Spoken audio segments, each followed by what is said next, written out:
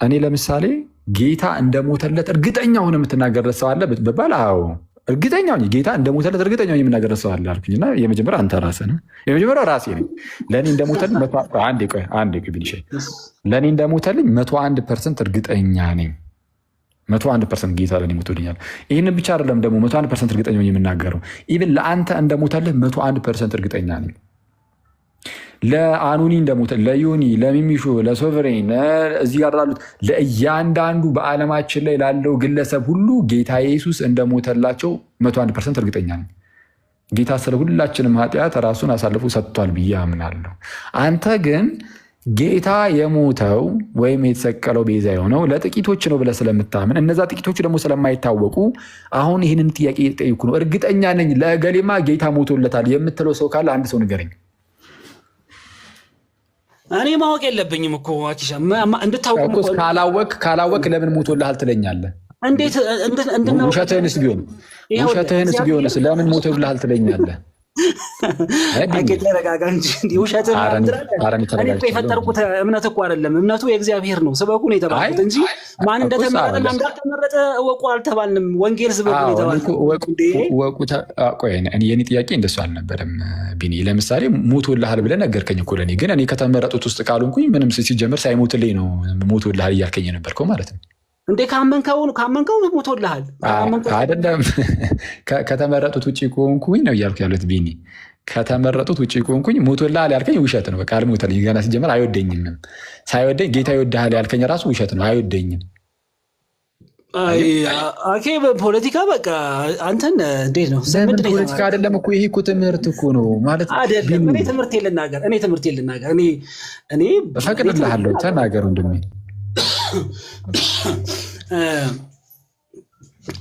ምንም ስበኩ ሁኔታ ወደ ዓለም ሁሉ ስበኩ ሁኔታ ማን ነው? ሂዱና ስበኩ ሁኔታ ማን ነው?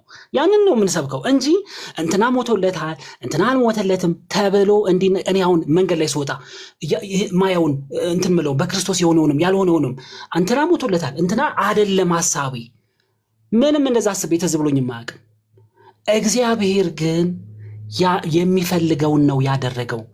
ዓላማውን ለማሳካት ለማዳን መጥቶ አድኗት ይሄዳል እንጂ ፖቴንሻሊ እንደው ለስቲ ደሜ ላፍስስና የሚያምኑ ከሆነ እንዲሁ የሚቀበሉኝ ከሆነ ላድናቸው እስቲ ሌው ማመናቸውን ብሎ አይደለም።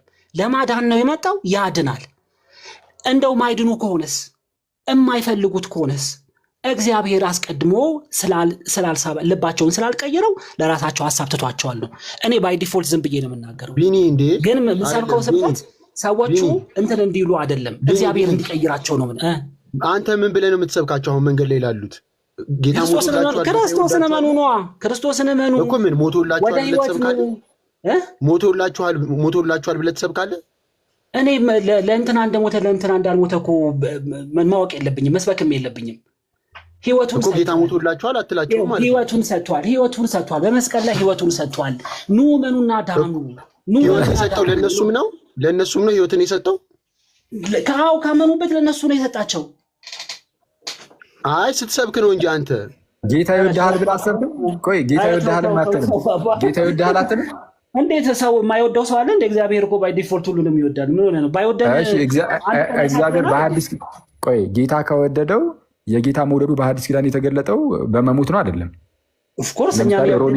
ሮሜ ምዕራፍ 5:8 ላይ ለምሳሌ ገና ኃጢአተኞች ሳለን ክርስቶስ ስለኛ ሞቷልና እግዚአብሔር ለኛ ያለውን የራሱን ፍቅር ያስረዳል ይላል። በሐዲስ ኪዳን የእግዚአብሔር ፍቅር ለእኛ የተገለጠው በክርስቶስ ሞት ነው አይደለም? በትክክል እግዚአብሔር ስለዛ ለሚወዳቸው ፍቅሩን የገለጸው ልጁን በመስጠት ነው። ስለዛ አሁን ጌታ ይወድሃል ብለህ መናገር ትችላለህ ወይ? ከዚህ አንጻር እንዴ ክርስቶስ ደሙን ለኃጢአተኞች ስለሰጠ ለምንድን ነው ማንናገረው? እናገራለሁ። እንዴት? ለምሳሌ እኔም ባይወደኝስ? ለምሳሌ ከተመረጡት አሁን ደግሞ እንትን እንዳለን እስቲ ቆይ ደግሞ ሶቨሬን እንደሚል እስቲ እንስማ። ትጠይቀኛለህ? ቆይ እስካሁን ቀኑን ሙሉ ማለት ብዙ ሰዓት አትሰማም በለኝ። ጠይቀኝ። እሺ ቢኒሻዬ ጠይቀኝ። እግዚአብሔር ሰዎችን ለማዳን ልጁን ሰጠ፣ ደሙን አፈሰሰ። ሰዎች ግን ልክ እንደ ብዙዎቹ እንደ አብዛኞቹ ኦፍኮርስ ደግሞ ወንጌሉንም ሳይሰሙ የሞቱ አሉ እና ይህንን ወንጌል ሰምተውም ያልፈለጉ አሉ እና ሁሉም የዓለም ህዝብ አንፈልግም ማን ነው ክርስቶስ የተናቃለን ምናምን ብለው ባያምኑ ሰው ሚድን ሰው አይኖርም ማለት ነው። ይህ ነገር ምንም በቃ ያልተፈጠረ ነገር ስለሆነ ባልተፈጠረ ነገር ላይ ከምንወያይ ሊፈጠር በሚችል ነገር እኔ እኮ ሊፈጠር በሚችል ነገር ላይ ነው እያወራሁ የነበርኩት። ሊፈጠር በሚችል ነገር ላይ ነው ፖሲቢሊቲ ይኸው አምነዋላ ህዝብ ክርስቶስን የተከተለ ሁሉ ህዝብ አለ። እሺ ያላመነ ሰው የለም? ያላመነ ሰው አለ። ያላመነ ሰው አይድንም። መጽሐፍ እንደሚናገረው በእርሱ መጽሐፍ እንደሚናገረው ሁሉም ባያምኑስ የለም ፖሲቢሊቲው እኮ አልኩ። ይኸው አምነዋላ ኦልሬዲ ያመነ ሰው አለ። እሱ ላይ ተመስረተ ከፖሲቢሊቲ ውጭ ነው እየጠየቀኝ ያለው ነገር። ይህ ወርሴስ ሴናሪዮ እንትን ነው በጣም እንትን አለ ተለጠጠ።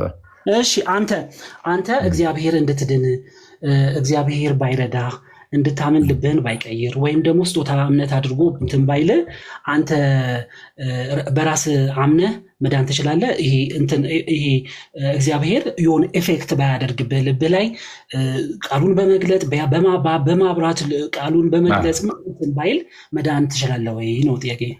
አይ ፈቃድ ቢኖረኝም ነፃ ፈቃድ ማለት ነው ቢኖረኝም ያለ እግዚአብሔር ፈቃድ ግን አትችልም።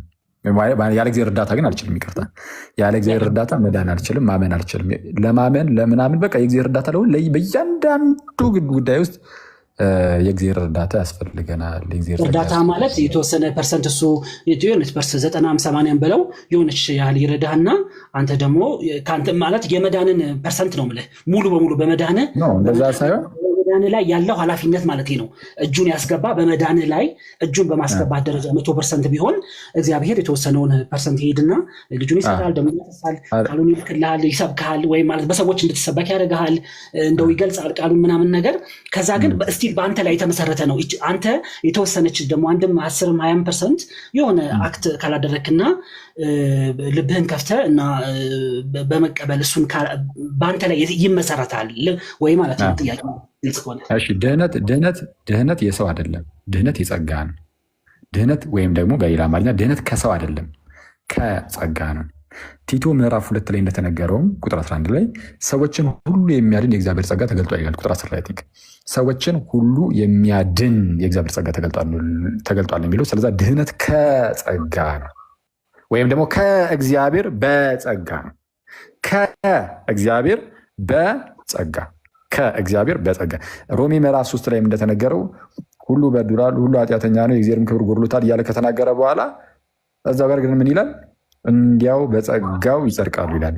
እንዲያው በምን በጸጋው እንዲያው ብሎ በጸጋው ከተባለ ድህነት ሙሉ በሙሉ በጸጋ ነው። ሙሉ በሙሉ ድህነት በጸጋ ነው ማለት ግን ምን ማለት ነው? እኛ ግን አንቀበልም ማለት አይደለም። ይህንን ሙሉ በሙሉ በጸጋ የሆነውን ድህነት እኛ ግን መቀበል አለብን። አየህ፣ ስለዛ እኛ ተቀባይ ነን፣ ሪሲቨር ነን። እኛም እንቀበላለን፣ አንቀበልም አይደለም። አይ አንተ አክቲቭ አይደለም፣ አንተ ፓሲቭ ነው ቢልህ ተቀባይ አይደለም። አንተ ዝም ብለህ እንደሞተ ሰው ዝም ብለህ ቁጭ ነው የምትለው። እንድንቀበል ያደርገናል እንላለን፣ እንቀበላለን። ተገደን አይደለም። አንዴ ቆይ፣ አይ እሱማ ቆይ አንዴ። ኢሬዚስቲብል ግሬስን ትቀበላለህ አትቀበልም? ኦፍኮርስ ኢሬዚስቲብል ግሬስ ማለት የእግዚአብሔርን ጸጋ እምቢ። ስለዚህ የእግዚአብሔርን ጸጋ እምቢ ማለት አትችልም ማለት ነው። የእግዚአብሔርን ጸጋ እምቢ ማለት ትችላለህ? ልቤን ነው አይቀየርም። ልቤን ነው እኮ የእግዚአብሔርን ጸጋ እምቢ ማለት ትችላለህ ወይ? አልፈልግም ማለት ትችላለህ? እንደማን እንደኔ ነው የምታወራው ወይስ እንደ ጠቅላላው ሰው ነው የምታወራው? ይሄው አንድ ጊዜ ከተወሰነበት ሲጀመር የሚድኑት እኮ ጸጋው የሚሰጣቸው እኮ ለተወሰኑት ብቻ ነው። ስለዛ አንድ ጊዜ አስቀድሞ ከተወሰነብህ የእግዚአብሔርን ጸጋ አልፈልግም ማለት ትችላለህ? ይሄ እኮ የመቻል ያለመቻል ጉዳይ። ልብህን ቀየረው እኮ የራሱ አደረገው፣ ኦሪጂናሊቲ አደረገው፣ አደሰ አይደለም። ኢሬዚስቲብል ማለት ትርጉሙ ራሱ ምንድን ነው? ኢሬዚስቲብል ግሬስ ማለት መቃወም ወይም መከላከል የማይችሉ ጸጋ እንደማለት ነው አይደለም? እሱን እኮ ነው የምልህ። ስለዛ መቃወም ትችላለህ። ጸጋውን መቃወም ልቤን ቆይ አንዴ ሚዩት እያደረክ ይቅርታ፣ እንትን ሁለታችንም ስናወራ ይረብሻል ትንሽ። እያልኩ ያለሁት እኮ እሱን ነው። የትኛውን እምቢ ሬዚስት ልታደርገው የማትችለው አይነት ጸጋ አለ ኦልሬዲ ስለተወሰነብህ። ሬዚስት ማድረግ የምትችል ቢሆን ያንን ጸጋ ማለት ነው ማንም ሰው መዳን አይችልም። ምክንያቱም ባይ ዲፎልት ሁሉም ሰው ያንን ጸጋ ሬዚስት የሚያደርገው እምቢ የሚል ነው፣ የሚቃወም ነው፣ አልፈልግም የሚል ነው፣ ጠላት ነው። ስለዛ ማንም ላይ ድን ነው። ስለዛ ማንም ከድህነት ርቆ እንዳይቀር ነው እኮ ነው እየተባለ ያለው በእናንተ ቴዎሎጂ። እምቢ የማይባል አይነት ጸጋን ለሆኑ ሰዎች መርጦ ይሰጣል። ከዛ ላይ እምቢ ማለት ስለማይችሉ ይድናሉ፣ ፈልገው አይደለም እያልኩ ያሉት። ደግሞ እኔ ጸጋ ሙሉ በማን ነው ድህነት ሙሉ በሙሉ በጸጋ ነው። ግን ያንን በጸጋ የሆነውን ድህነት ግን ሰዎች ደግሞ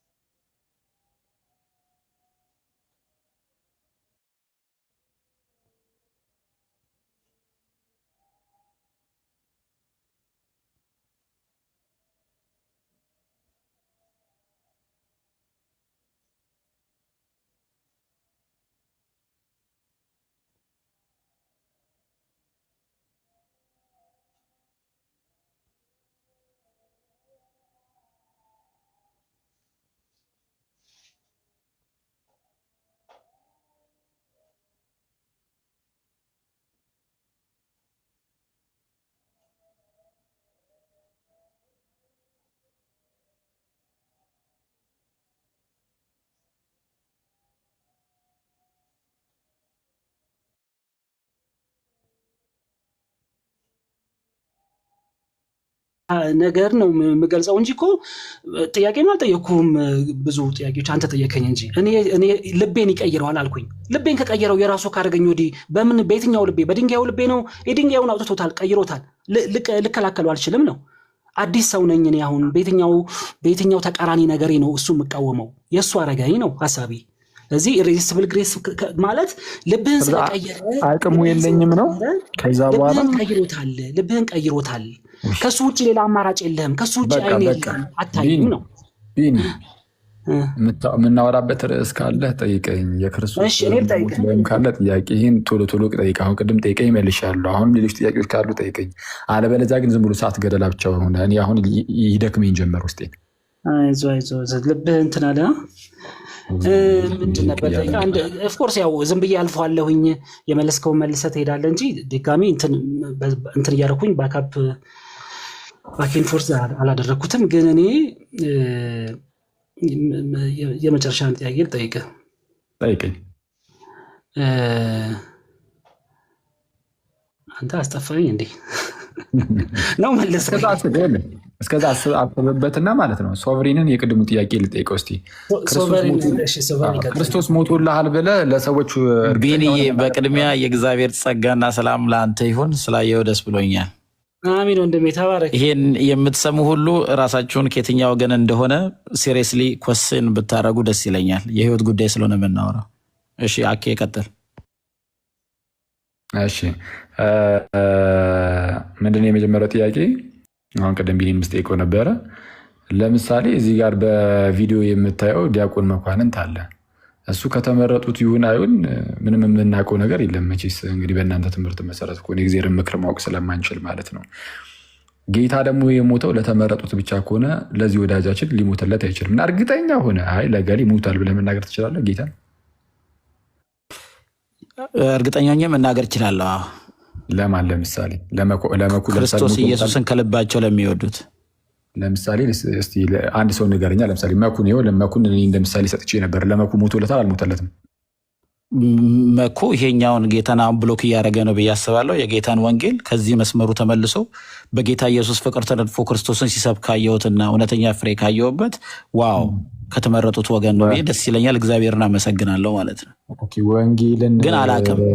ወንጌልን ተቃውሟል ያልከው የአንተን የካልቪኒስት ትምህርት ስላልተቀበለ ነው? ኢየሱስ ክርስቶስን ሲሰብከው ሰምቼ ስለማላቅ ቤተክርስቲያንን እንጂ ወይም የክርስቶስን ወንጌል የተገለጠውን የክርስቶስን ወንጌል ክርስቶስን ተቀበሉ፣ ንስሐ ግቡ፣ የክርስቶስ እውነት እግዚአብሔር የሰጠውን የድነት መንገድ ብሎክ ሲያደርግ ነው ማገኘው ሁላችሁንም ከኢዮብ በስተቀር። ኢዮብ እዚህ ጋ ያለ አንተነህ የሚባል ልጅ አለ። የእውነቴን ነው ሆነስቱኝ የምናገረው። ደፍሬ እነሱ መናገር አልችልም። ሌሎቹ ግን ብሎክ ሲያደርጉ ያለ አይ ትክክል ነገርም አለ። በእርግጥ እዚህ ላይ ሳልከራከርም ነኩ እንደዚህ ነው። አሁን እሺ ኢዮብ እናንተ ነህ ቀጥል። ኢዮብ እናንተ ነህ እርግጠኛ ሆኜ መናገር አልችልም ነው። ለምሳሌ ኢዮብ ክርስቶስንም ሲናገር ሰማለሁ፣ የክርስቶስን ወንጌል አያበታለሁ። ቱ ቢሆንስት ነው የምነግርህ፣ ደስ እንዲለው አይደለም። አዲስ ሰው ነው። አንተ ነህ የሚባልም ልጅ አለ አላቅም። ሜይ ቢ ከነሱ ሊሆኑ ይችላሉ። የጌታን ነገር እንትን ብዬ አልናገርም። ግን ወንጌልን ብሎክ ሲያደርጉ ቤተክርስቲያንን ግን ሲሰብኩ ለቤተክርስቲያን ያላቸው ፍቅር 1% ለክርስቶስ እንኳን ያላቸው ፍቅርን አይቻላቅም። ለዛ እነዚህ ሰዎች ከኛ ወገን አይደሉም። እስካሁን ድረስ በሆነው ሊቀየር ይችላል ነገር፣ እስካሁን በማየው ግን ይሄን ነው መናገር የምችለው። እሺ ታድሎ ዩባ ተቀድሮበታል፣ ተወስኖበታል ኦልሬዲ። እሺ ያድርግለት። እሺ ስማ ፓስተር፣ ስሜ ግን እኮ አይልም። አሁን በኋላ ይሁን። አይ ቀጥል። እሺ በቃ ካኬ ጋር ቆዮቤ ካኬ ጋር ነው ማውራት የፈለኩት። ችግር የለውም ቀጥሉና ለዓለም ሞቷል ብዬ ላለው ያልከውን እናየዋለን በኋላ።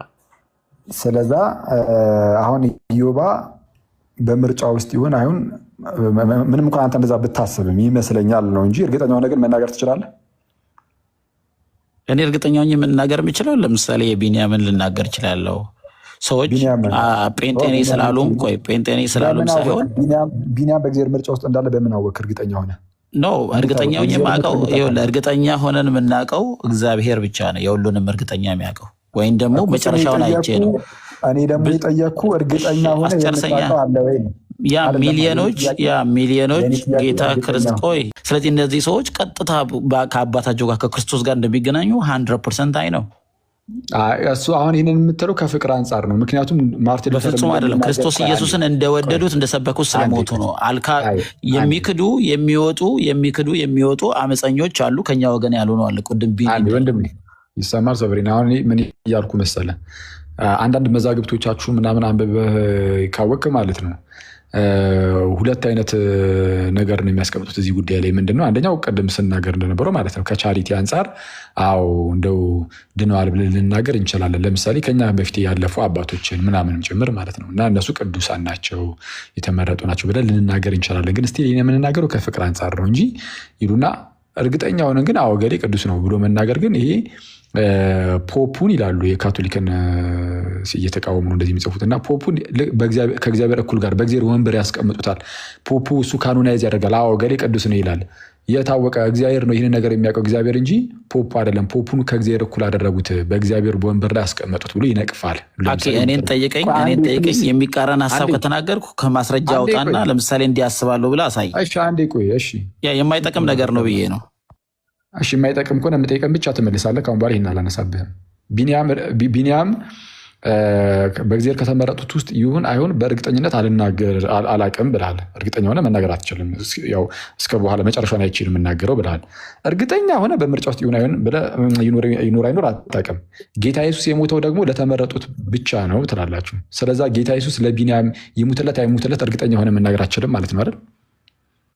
ያ እኔ በጭንቅላቴ ውስጥ ፎርሙሌት አላደረገውም። እግዚአብሔርን መጽሐፍ ቅዱስ ላይ የተጠቀሰውን እግዚአብሔር ነው የማመልከው። እግዚአብሔር እንዲህ ነኝ ያለውን እግዚአብሔር ነው እንጂ በእኔ ሎጂክና ጭንቅላት የሚመቸኝን እግዚአብሔር አይደለም። በጣም የሚገርመኝ መጽሐፍ ቅዱስ ላይ እንዴት ልናገር? እሺ ከመጽሐፍ ቅዱስ በሎጂክህ መርምረው አላልኩኝም። ይህ ትምህርት ስህተት ነው አላልኩም። ገና ወደ እሱ መሄድ ካለብን እንሄዳለን።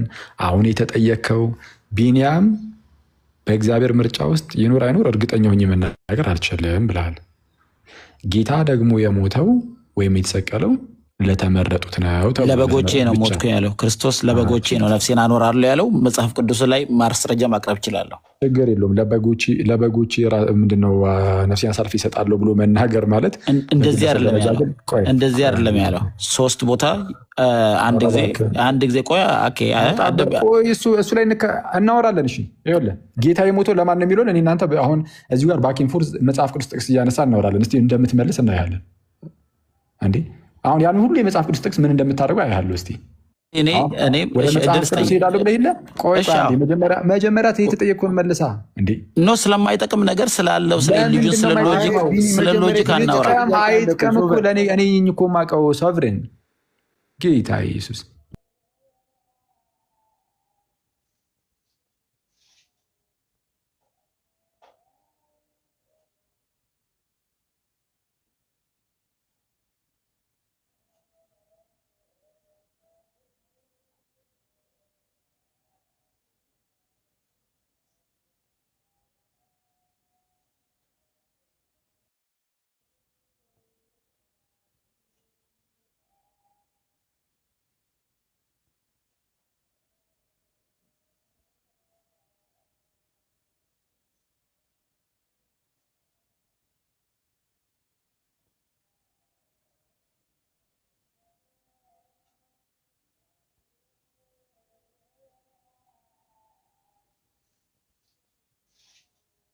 እርግጠኛ ሆነ ጌታ ለቢኒያም እርግጠኛው ለምን እኮ ስለምትለኝ ነው። ለቢኒያም አውቃለሁ፣ እርግጠኛ ሆኜ አውቀዋለሁ። ቢኒያም እግዚአብሔርን የሚወድ ልቡ የተቀየረ የጌታ ልጅ ወንድሜ የእግዚአብሔር ልጅ ነው 100%። ቆይ ስሜት ወደ መጽሐፉ መግባት እንችላለን። አሁን የተጠየቀውን ትተህ ሌላ ነገር ነው የምታወራው። ከፍቅር አንጻር የምትናገረው ጥሩ ነው፣ ስለሱ አይደለም ግን እያወሩ ያሉት። አሁን ከትንሽ ደቂቃዎች በፊት ምን ብለህ ነበር መሰለህ? ቢኒያም በእግዚአብሔር ከተመረጡት ውስጥ ይሁን አይሁን እርግጠኛ ሆኜ መናገር አልችልም ብለሃል። እርግጠኛ አይደለሁም። አሁን ላይ አማኝ ነው፣ ወንድሜ ነው፣ እወደዋለሁ ምናምን ልትል ትችላለህ። ግን እግዚአብሔር ከመረጣቸው ውስጥ ይሁን አይሆን አላቅም። እርግጠኛ ሆኜ አሁን ላይ እርግጠኛ ሆኜ መናገር አልችልም ስለ ቢኒያም ብለኛል። እንዲያ ከሆነ ጌታ ደግሞ የተሰቀለው የቢኒያምን መመረጥ ደግሞ እርግጠኛ ስላልሆንክ እንግዲያውስ ጌታ ለቢኒያም መሞቱን እርግጠኛ ነህ ወይስ አይደለህም እያልኩ ነው። ጥያቄ ነው ደጋግመህ ጠይቀኝ። በሎጂክ ነው የአንተ እምነት። ለዛ ስሜታዊነቱን ተወውና በል ስሜታዊነቱን ተወውና አንድ ጊዜ የተጠየቀውን ብቻ መልስ ከይቅርታ ጋር ሶብር ደጋግሜ እኮ መለስኩልህ። እኔ እኮ እምነታችሁ ሎጂክ ነው የምለው እሱ ነው። ወደ መጽሐፍ ቅዱስ እንመለስ። የትኛውን እግዚአብሔር እንደምታመልኩት እኔ ሎጂክ አይደለም እምነት። አንዴ ሚዩት አድርገው። ስለዛ አንዴ እዚህ ጋር እንትን ልበልና ወደ መጽሐፍ ቅዱስ ደግሞ እንለፍ። ስለዛ አሁን እንዳያችሁት ቢኒያም እንግዲህ ካልቪኒስት ነው፣ ሶቨሬንም ካልቪኒስት ነው። ሁለቱም ካልቪኒስቶች ናቸው። ቢኒያም ሁለቱም እንግዲህ ተመሳሳይ እምነት አለ።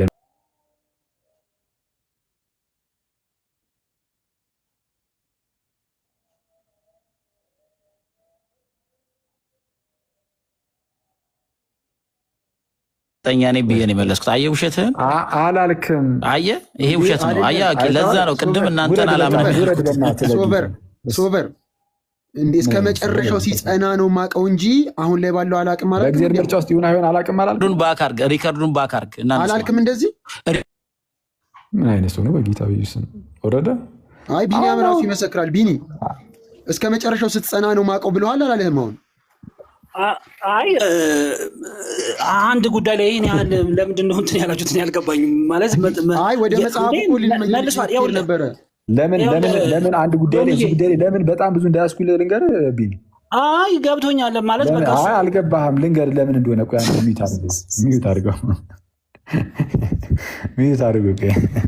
ይህንን ነገር በጣም አሁን እንደው አበክሬ ያስኩት ለምንድን ነው? ከታች ወሮ አፌክቱ ደስከስ ይላል እንዴ ስትጠየቅ የሆነ ያስገቡትና ደግሞ ይጠይቅ። እስካሁን ስለተጠየቁኝ እሱም ይጠይቅ። ምኑን እሱ እኮ ተጠይቆ እኮ ሊመልስ አልቻለም። ምኑን ጠየቀው ታዲያ? እንዴ ድኗል አለ። ለምንድን ነው የምታወርደኝ? እኔ አላወረድኩም። ተረጋጋ። በመጀመሪያ ደረጃ ሲቀጥል በሌለ ስትጠየቅ ቢያንስ ለመመለስ ሞክር። አልመልስም ካልክም ደግሞ አሁን አልመልስም ስትልም አላስገደድንም ትተን በቃ እያችሁ እንደዚህ ሊመልስ እንኳን አልቻለም፣ እንዲህ ብሎ እንኳን ሊናገር አልደፈርም ብለን ስንናገር ደግሞ አስቀድም የተናገርከውን ነገር ልውጥ አድርገህ አይተዋል። ይሄ እኮ የሚያሳየው ምን እንደሆነ ታውቃላችሁ ጋይስ? ትምህርቱ ለእኛ አይደለም ኢቭን ለራሳቸው ራሱ አእምሯቸውን የሚያጋጭ በጥፍ የሚያላጋ ነው። ለዛ ነው ወዲያውኑ ሚዩቱን ብድግ አድርጎ ሀይ ሞቶለታል፣ እኔ 100% እርግጠኛ እንደሞተለት ያልኩት ያለው ለዛ ነው። አሁን ይህንን ውስጡ ግን እኮ ነው። እንዴት ነው እንደዛ ጥያቄ የምትጠይቀኝ? እኔ ታውቃለህ አታውቅም? ስለዛ ለኩስ ለምን አሁን እሱ በክርስቶስ አምኖ በእግዚአብሔር ብቻ የሚደገፍ ሰው ስለሆነ እርግጠኛ ነኝ የዳነ ሰው ነው። የዳነው ደግሞ ክርስቶስ ስለሞተለት ነው ብዬ በእርግጠኝነት እናገራለሁ። እርግጠኛ ነህ? ስለዛ በእግዚአብሔር ምርጫ ውስጥ እንዳለ እርግጠኛ ነህ? እግዚአብሔር እኔ አሁን እሱ በክርስቶስ ብቻ መታመኑን ወዳጅ እባክህን የምጠይቅህን ብቻ መልስልኝ ቢኒ። እና የሆነ ነገርኩህ ሶቨሬን በእግዚአብሔር ምርጫ ውስጥ እንዳለ እርግጠኛ ነህ? ታውቃለህ አንተ በክርስቶስ በማመኑና ክርስቶስን በመውደዱ በእግዚአብሔር ምርጫ ውስጥ እንዳለ ፕሊዝ ለምን ለመጨረሻ ጊዜ ባክቱ ወደ ስለማወቅ እርግጠኛ ነኝ። ቢኒያም እስቲ እሺ በእግዚአብሔር ምርጫ ውስጥ መሆኑን እርግጠኛ ሆኜ ማወቅ እችላለሁ አለ። ከዚህ ቀደም ግን ምን ብሎ ነበረ? ራሱ ቢኒያም ሲጠየቅ ስለማንም ሰው እርግጠኛ ሆኜ መናገር አልችልም ስለ እግዚአብሔር ምርጫ ብሎ ነበር። ስለ መንገደኛው ሁሉ አላውቅም ነው። ስለማንም ሰው ነው ያልከው። ስለማንም ሰው ነው ያልከው። ኢቨን ለአንድ እንኳን እርግጠኛ ሆነ እገሌ ተሰቅሎ ማን ነው ለእገሌ ክርስቶስ ተሰቅሏል ብለህ የምትናገረት አንድ እንኳን ሰው አምጣ ስትባል ለአንድንም ሰው አልጠቀስክም ነበር። ይህንን ማወቅም አልፈልግም አይጠበቅብኝም ብለህ ነበር። ቆይ አንዴ ቀለድክ ዋሸ እንዳላለማለት ጌታ ኢየሱስ ኧረ አሁን ብለህ ነበር እገሌ ሞቶለታል ይታዘባል ባይዚህ ሰው እገሌ ሞቶለታል እገሌ አልሞተለትም የሚባል ነገር ይህንን ማወቅም አንፈልግም ስትል ነበር። ቆይ አንዴ አሁን ችግር ልበልልህ አንዴ ሶቨሬን አሁን በህይወት አለ አልሞተም። የሞተ መስሎ ነው እንጂ ሚዩት አድርጎ ነው አለ እኮ። አሁን በህይወት ስላለ ሰው እኮ ነው እያወራን ያለ ነው። ስለ ሶቨሬን ስጠይቅህ ምን አይነት ጥያቄ ነው ያስቀመጥኩልህ? ይህ ሰው አሁን በዚህ ሁኔታ ውስጥ እያለ በእግዚአብሔር ምርጫ ውስጥ እንዳለ በዛ ደረጃ ሆነ እርግጠኛ ሆነ መናገር ትችላለህ? አትችልም። ስለዚህ የእግዚአብሔር ምርጫ ታውቃለህ? አታውቅም? አውቃለሁ። እንዴት ነው ያወቅኩት ብዬ ልንገርህ። ያወቅኩት በክርስቶስ ታምኖ በእግዚአብሔር ተደግፎ የቆመ ሰው እምነቱን በእግዚአብሔር ብቻ ስላደረገ የዳነ ሰው ነው። የዳነው ደግሞ ስለተመረጠ ነው። ስለዚህ አሁን በእናንተ እምነት ያመነ ሁሉ እውነተኛ አማኝ ወይም ደግሞ የተመረጡት ውስጥ ያለ ነው የሚለውን አሁኑን አውጣ እናሳይ። ማስረጃ አፍጥ ነው። ምንድን ነው? የአማኞች ሁሉ አሁን በክርስትና ውስጥ ያሉት ሁሉ እናምናለን የሚሉ ሁሉ በእግዚአብሔር ምርጫ ውስጥ አሉ የሚለውን ማስረጃ አውጣ እናሳይ። አማኝ ነኝ ያለ ሁሉ በእግዚአብሔር ምርጫ ውስጥ አለ ብዬ አላምንም። ይኸው ሶቨሬንን እኮ በእግዚአብሔር ምርጫ ውስጥ ነው ያልከው ስለሚያምን ነው። ሶቨሬንን ግን ስለማውቀው እምነቱን ስለማውቅ ነው። እኔ ኮንፈስ ያደረገው ሁሉ ጴንጤን በለው የትኛውም ውስጥ ያደረገው ሁሉ ኮንፈስ ያደረገና ማወቅ እንችላለን። በእግዚአብሔር ምርጫ ውስጥ ማን እንዳለ ማወቅ እንችላለን የሚል እስቲ ማስረጃ ወጣ እናሳይ። በዚህ በማወቅ እንደተመረጣችሁ አውቀናል። ጳውሎስ ራሱ አረና ለምን ነው ከኔ ጋር ማውራት የፈራኸው? ለምን የፈራኸው? እስቲ ቢንያምን ተው፣ ከኔ ጋር ደግሞ እንቀጥል። ኧረ ተው፣ ሰው ይታዘባል። ስትጠየቅ አልመልስም ብለህ አይደል እንዴ? ቢኒያም ከፍቅር አንጻር የሚነገረውን ሳይሆን የምልህ በእናንተ ቤተ እምነት ውስጥ በካልቪኒስቶች ትምህርት ውስጥ የእግዚአብሔርን ምክር በምርጫ ውስጥ ያለውን ነገር ማለት ነው እሱን ማወቅ እንችላለን የሚል ካለ በእናንተ ሚሆን በሉትራንም ሊሆን ይችላል። ከፍቅር አንጻር የሚነገረውን አላልኩም። ከፍቅር አንጻር የሚነገር ነገር እንዳለ ነግሬያለሁ። ግን ማን ቅዱስ ነው ማን አይደለም ወይም ደግሞ ማን የተመረጠ ውስጥ አለ ማን የተመረጠ ውስጥ የለም የሚለውን ግን በእምነት ደረጃ ግን ማወቅ አይቻልም። ከፍቅር አንጻር ይታወቃል፣ ከእምነት አንጻር አይታወቅም የሚል መከፋፈል አለ። ይህንን እኔ በማስረጃ አውጥቼ ላሳይ ይችላሉ። ለምሳሌ በወንዴጅ ኦፍ ደዊል ላይ አንተም ደግሞ ማስረጃ ወጣ እናሳየኝ እስቲ፣ ወይ ከካልቪን ከሉተር ከፈለግ ከወጣ እናሳየኝ። አይ ይታወቃል በእምነት ደረጃ የሚለውን እኔ ሰውን ይሄ ማን ቅዱስ ምንም እምነቴን የነገርኩህ እንጂ ማስረጃ ምናምን ማሳየ ነገር ማስረጃ ከሌለ ትዋ በቃ ዝም ብሎ እንደዚህ ጉንጭ አልፋ ክርክር ነው። እኔ ደግሞ ጉንጭ አልፋ ክርክር አልወድም። አየህ አንተ ማስረጃ ሲኖር ትመጣለህ። አሁን ደግሞ ሶቨሬን ቅድም የተጠየቀውን ጥያቄ የምትመልስ ከሆነ መልሰህ ትቀጥላለህ። ካልመለስክ አትቀጥልም። ደፈር ብለህ ከመለስክ ግን ለምን ደፈራኝ አልገባኝም። የፈራኸው እኮ አንተ ነህ መመለስ የፈራኸው ለምንድን ነው? በእውነት መጽሐፍ ቅዱስ የመለስኩኝ 3-4 ይጠይቀኛል። ወደ መጽሐፍ ቅዱስ እንግባ ብለን ልገባ አልቻልክም እንዴ? ምን የመለስከው? እስቲ ለምሳሌ አልኩ ቢኒን ጠየቀኝ እኮ ቢኒን ተመርጧል ታስባለህ እንዲ አልከኝ። 100% ታስባለህ አይደለም ታስባለህ አላልኩም። አየህ ይሄ ነው ችግራችሁ።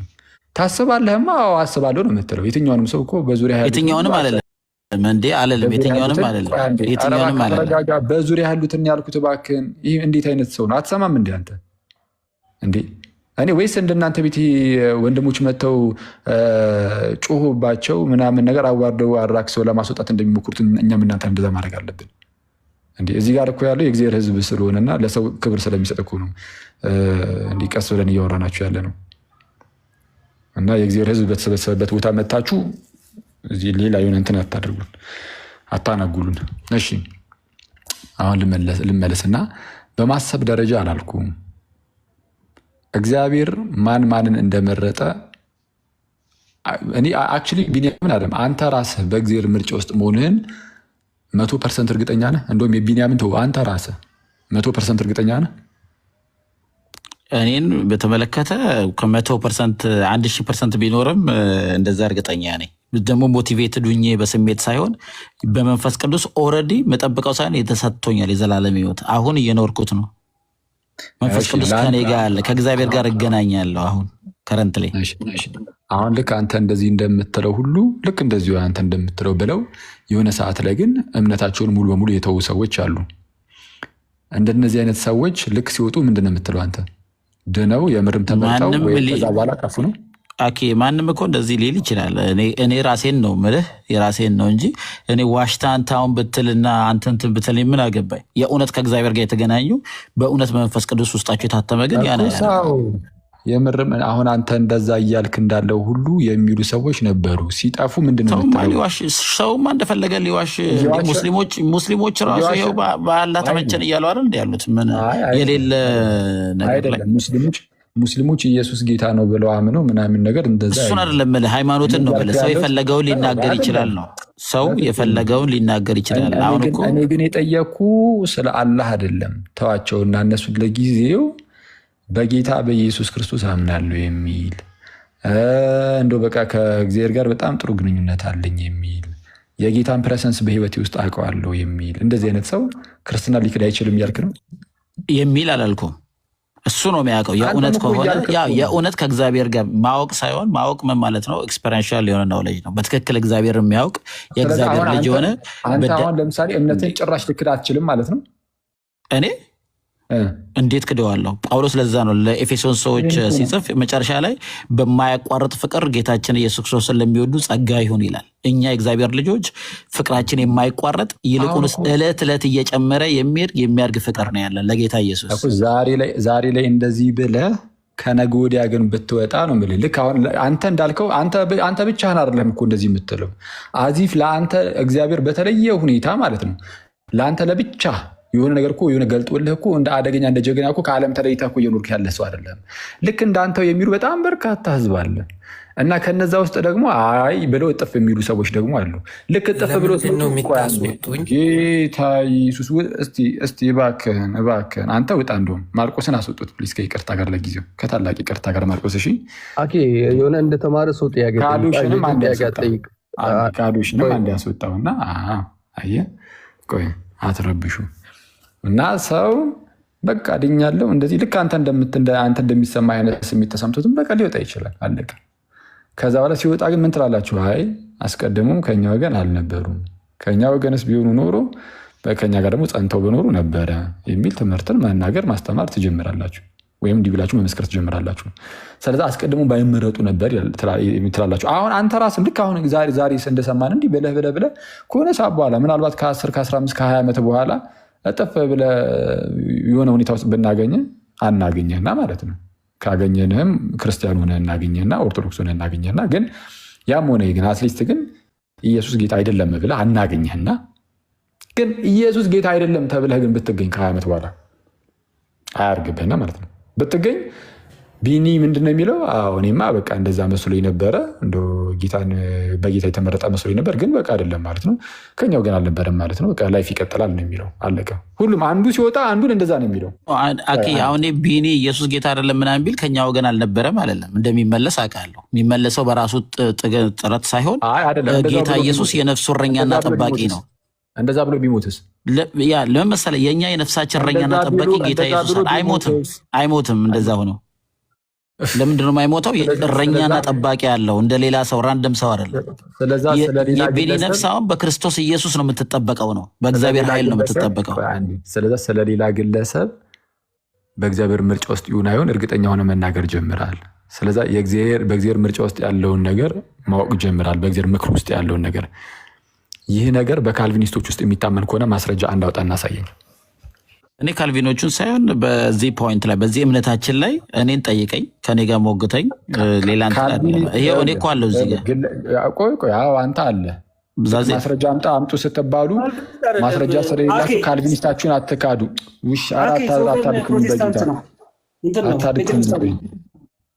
አታድክሙኛ። እንደ ፔንቴኮስታል ከሆንክ እሺ፣ ፔንቴኮስታል ነኝ ባይዘ ፔንቴኮስታል ከሆንክ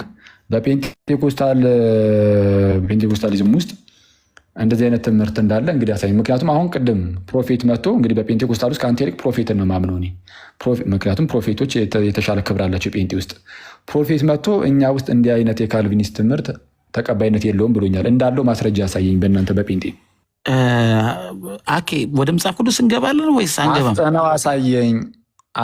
እኔ ለምን እንደፈራ ሊገባኝ አልቻለም። ወደ መጽሐፍ ቅዱስ እንግባ። መጽሐፍ ቅዱስ ውስጥ ነው ያለው እግዚአብሔር። ጴንጤ ውስጥ ወይ የሆነ ቦታ አለ?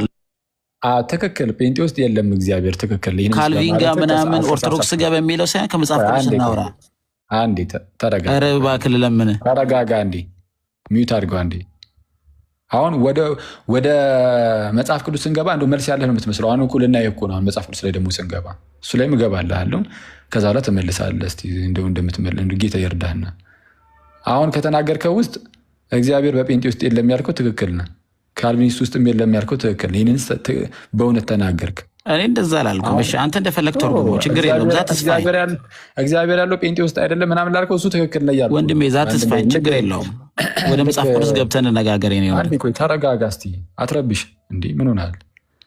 ልክ ቀያፋ እንደተናገረው ነው። ማን ነው ሊቀ ካህናቱ ጌታችን ኢየሱስን በጣም በርካታ ህዝብ ሲከተሉ አየና እንዴ ህዝብ ሁሉ ከሚሞት አለ ማለት እንግዲህ ጌታ ኢየሱስን ተከትሎ እንዳይሞት ብሎ እኮ ነው። በሱ ቤት ህዝብ ሁሉ ከሚሞት አንዱ ስለ ሁሉ ቢሞት ይሻላል አለ ጌታ ኢየሱስን ማለት ነው።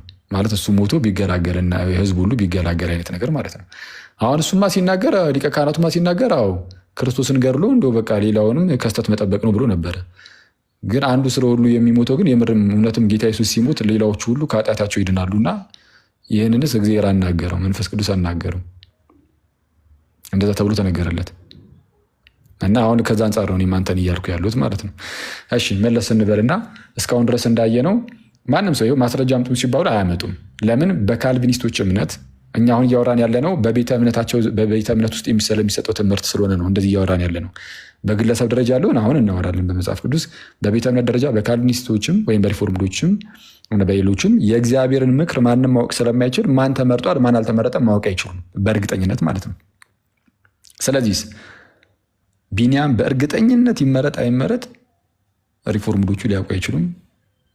ሉትራኖቹም በእርግጠኝነት ማወቅ አይችሉም ከቻሪቲ አንጻር እንጂ።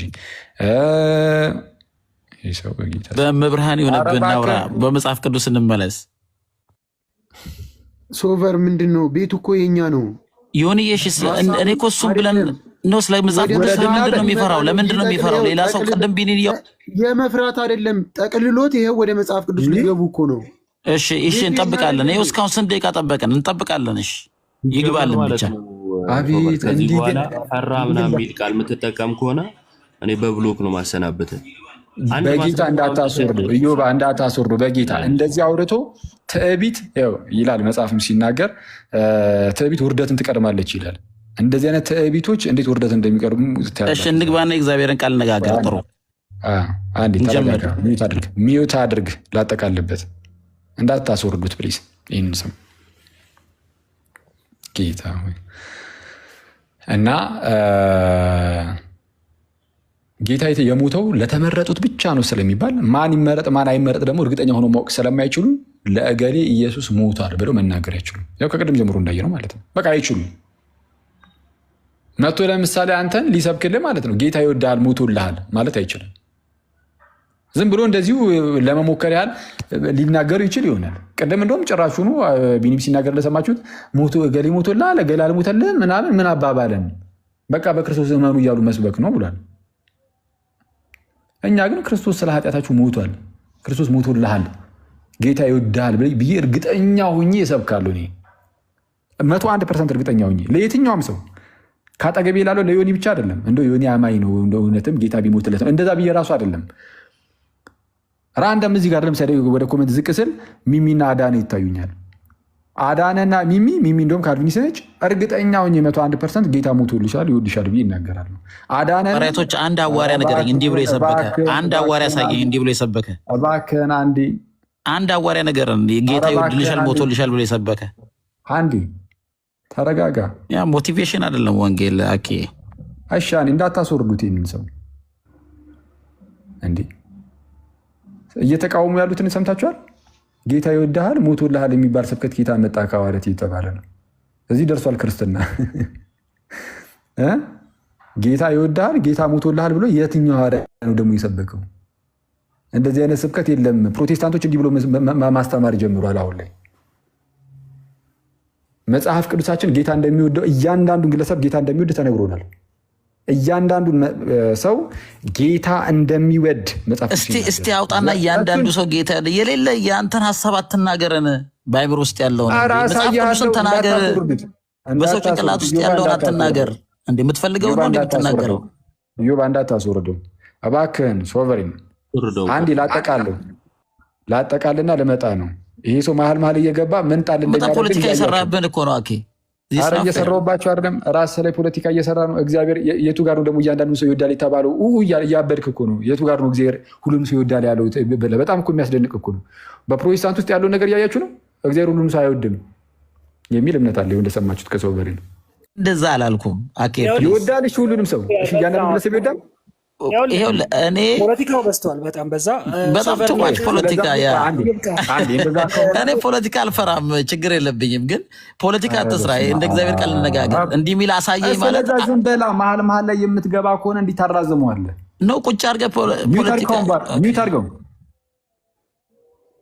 ከአሁን በኋላ ስትከፍት እንዳላይ 2 ደቂቃ ሰጥቻለሁ። ወደ መጽሐፍ ቅዱስ እንገባ። አይሰማም እንደ አንተ አይሰማም? ጆሮ ይሰማል አይደለ? ሰው በሩ ከአሁን በኋላ ሚዩቱን አታንሳው። እሺ፣ ከይቅርታ ጋር ከታላቅ ይቅርታ ጋር ፕሊዝ። ማለት መስማት የምትችል አይነት ሰው ሆንክ ማለት ነው። መውረድ እንደፈለግ ይገባኛል፣ ግን ፕሊዝ አታድርገው። በተቻለ አቅም ሚዩት አድርግ እንዴ። ስለዚህ አሁን ጠቅለል ስናደርገው እየገባችሁ እንትን አትበሉብንና ጌታ ይወድሃል፣ ጌታ ሞቶልሃል፣ የትኛው ሐዋርያ ደግሞ እንደዚህ ብሎ የሰበከው የሚል ትችት ሲመጣ አይታችኋል። ይሰበካል። ለምር የሚሰበከው ከተባለ ጌታ ለእያንዳንዱ ግለሰብ ማን ነው? ጌታ እያንዳንዱ ግለሰብ ይወዳል። እግዚአብሔር እያንዳንዱን ግለሰብ ይወዳል። ይህንን ነገር መጽሐፍ ቅዱስ ይናገራል። አሁን በመጽሐፍ ቅዱስ እያወጣን ስናወራ ከሱ ጋር እናያለን። ጌታ ለእያንዳንዱ ግለሰብ ሞቷል። ለኃጢአተኛ ሁሉ፣ ለተቅበዘበዘ ሁሉ ሞቷል። ስለዚህ ይሄ እውነታ ስላለ ይህንን እውነታ ይዘን ወደ ህዝቡ እንቀርባለን። ምን ብለን? አዎ ጌታ እኮ ለአንተም ሞቶልሃል፣ እርግጠኛ ሆኜ ይናገራሉ። ይህንን እውነታ ይዤ ወጥቼ ምን እላለሁ? ኧረ እግዚአብሔር አንተንም ይወድሃል፣ ጌታ ይወድሃል ብዬ እርግጠኛ ሆኜ መናገር እችላለሁ ነው። ፕሮቴስታንቶቹ ግን አይችሉም። እርግጠኛ ሆነው ጌታ ይወድሃል አሁን ሲሉ ትሰማላችሁ። ጌታ ይወድሃል፣ ጌታ ሞቶልሃል ያሉ ግን ከተመረጡት ውስጥ ይሁኑ አይሁኑ እነዛ የሚሰበክላቸው ሰዎች በምን ያውቃሉ? ዝም ብሎ እንዲሁ ከፍቅር አንጻር ብቻ እንደዚሁ እድል ለመሞከር ያህል ካላሉት በስተቀር ለማን ይሙት ክርስቶስ ለማን አይሙት እንኳን ማወቅ አይቻልም። ምክንያቱም ክርስቶስ የሞተው ለተመረጡት ብቻ ነው የሚል ትምህርት አለና ይህንን እንደዚህ ያዛርጉና እና አሁን አንተ ደግሞ ወደ መጽሐፍ ቅዱስ ሄደን ጌታ ለእያንዳንዱ ግለሰብ አልሞተም የሚል የመጽሐፍ ቅዱስ ጥቅስ አምጣ። ለእያንዳንዱ ግለሰብ አልሞተም የሚል ማለት ነው። ካለመሞቱ አንጻር አንድ ቦታ ብቻ አንድ ደቂቃ ስጠኝ ልናገርና እሱ ላይ ትናገርበታለህ። የተጠየቀውን መልስ። አሁን መጽሐፍ ቅዱስ ስለነበረ ጌታችን ኢየሱስ ክርስቶስ በምድር ላይ በነበረ ሰዓት ከተናገረው ከራሱ አንደበት ነው። ስለዚህ ጌታ ኢየሱስን ነው የምንጠይቀው ማለት ነው። ጌታ ኢየሱስ ምን አለ? ዮሐንስ ወንጌል ቁጥር 11 ላይ 12 ጀምሮ ከ16 ላይ ያሉትን ለአንብብ። አንዳንድ በጣም ፈጠን ነው። መልካም እረኛ እኔ ነኝ፣ መልካም እረኛ ነፍሱን ስለ በጎቹ ያኖራል። በጎቹ የሚለው አንተ ሁሉም ሰው ነው ወይስ አይደለም ብለህ ትነግረኛለህ። እዛው ከ11 ይወርድና 14 ላይ የተጠየቀውን ብቻ ስለ በጎቹ እሱን ነው የምነግርህ፣ እየነገርኩህ ስለ በጎቹ ያኖራል። ኧረ ቆይ እንዴ ለምን አንድ ደቂቃ ስጠኝ አልኩህ እኮ። ጥያቄው ምንድን ነው? እስቲ ንገራቸው። ስለዚህ ክርስቶስ ስለ በጎቹ እንደሞተ ለእያንዳንዱ ኢንዲቪዥዋል ለምትለው ነገር እንዳልሆነ ልነግርህ ነው። ጥያቄ ምንድን ነው? ይሄው ነው እንግዲህ ብሎክ ማድረግ ጀመርክ። ሰው አየህ። እስቲ መጽሐፍ ቅዱስ ነው ማነበው። ማነው ብሎክ ያደረገህ? ጥያቄው ምንድን ነው ያልኩህ? እሺ እኔ ከአንተ ጥያቄ ሳይሆን እኔ ከኔ ልነሳ። ለምን እንደዛ እንዳልኩ ልናገር። እስካሁን ያወራሁትን ከአንተ ጥያቄ አልነሳም ያልከው ለዚህ ነው። ለዚህ ነው ጥያቄ ምንድን ያልኩ። ጥያቄ መመለስ ሳይሆን ያዝከው ዝም ብለህ የራስን ወሬን ማውራት ወይም ደግሞ የራስን ሀሳብ ሊገጽልኝ ይችላል የምትለውን ዝም ብለህ ብቻ መጽሐፍ ቅዱስ መምዘዝ ነው። ምዘዝና ከዛ በኋላ በቃ ሄድበታለሁ። እንደዚህ እድል እሰጥሃለሁ። እሺ ቴንክ ዩ ሶ ማች። ዮሐንስ ወንጌል ምዕራፍ 10 ላይ ኢየሱስ ዳይሬክትሊ ምን አለ? ኢየሱስን ስለምናምነው ኢየሱስ ያለውን ነው ማነበው። መልካም እረኛ እኔ ነኝ፣ መልካም እረኛ ነፍሱን ስለ በጎቹ ያኖራል። 14 ላይ መልካም እረኛ እኔ ነኝ። ድጋሚ ነው እንደገና የሚናገረው። አብም እንደሚያውቀኝ እኔም አብን እንደማውቀው የራሴን በጎች አውቃለሁ፣ የራሴን በጎች ያውቁኛል፣ ነፍሴንም ስለ በጎቼ አኖራለሁ። 2 ጊዜ ድጋሚ ይነግረናል። እንደገና ይወርድና 27 ላይ ኢየሱስ ሰዎቹ አላምንም ንገረን እንዴት ነው የነገር ሲሉት ነገርኳችሁ አታምኑም እኔ በአባቴ ስም የማደርገው ስራ ይሄ ነው ስለኔ ይመሰክራል እናንተ ግን እንደነገርኳችሁ ከበጎቼ ስላልሆናችሁ አታምኑ በጎቼ ድምፄን ይሰማሉ እኔም አውቃቸዋለሁ ይከተሉኝማል እኔም የዘላለምን ሕይወት ሰጣቸዋለሁ ለዘላለምም አይጠፉም ከእጄም ማንም አይነጥቃቸውም ይሄን የነገረን እግዚአብሔር ራሱ ክርስቶስ ኢየሱስ ነው ስለዚህ ሁሉም በጎቹ ናቸው ነው አንተ ልትመልስልኝ የሚገባው ስለ በጎቼ ራሴን አኖራለሁ ነው የሚለው አንደኛ የዮሐንስ ወንጌል ላይ ያለው ይሄ ነው ሌላ ቦታ ዮሐንስ 17 ላይም ስለ ዓለሙ አልጸለይም ብሏል ኢየሱስ ስለ ዓለም አልጸለይም ምጸለየው ስለነዚህ ስለ ደቀ መዝሙሩና በደቀ መዝሙሩ በኩል ቃሉን ለሚሰሙት እጸልያለሁ ብሏል ዮሐንስ 17:9 ማንም ሰው ከፍቶ ማንበብ ይችላል እዛው ማቴዎስ ላይም ህዝቡን ክርስቶስ ሲመጣ መጀመሪያ የተነገረው ኢየሱስ ትሯል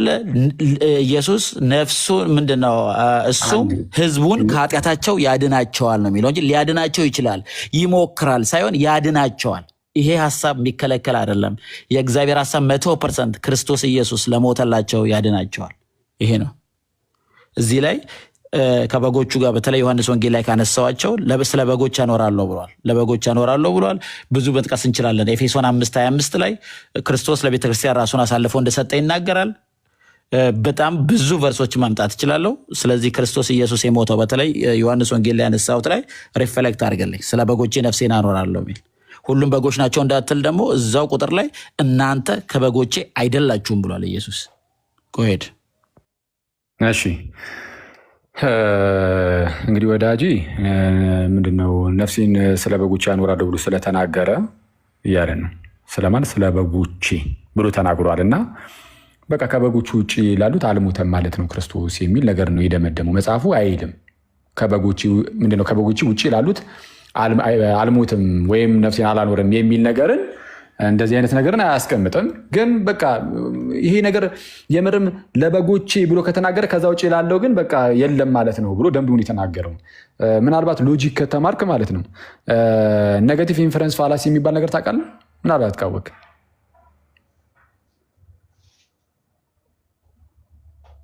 ወዳጅ ኔጌቲቭ ኢንፈረንስ ፋላሲ የሚባል ነገር ታውቃለህ ወይ ሎጂክ ተመራ ያለው በደንብ ኤቻርጅ ነው ያመጣሁት ግሬዴንም ከፈለገ በጣም አሪፍ ናይስ አራ ችግር የለውም አምናለሁ ስለዛ ታውቃለህ ኔጌቲቭ ኢንፈረንስ ፋላሲ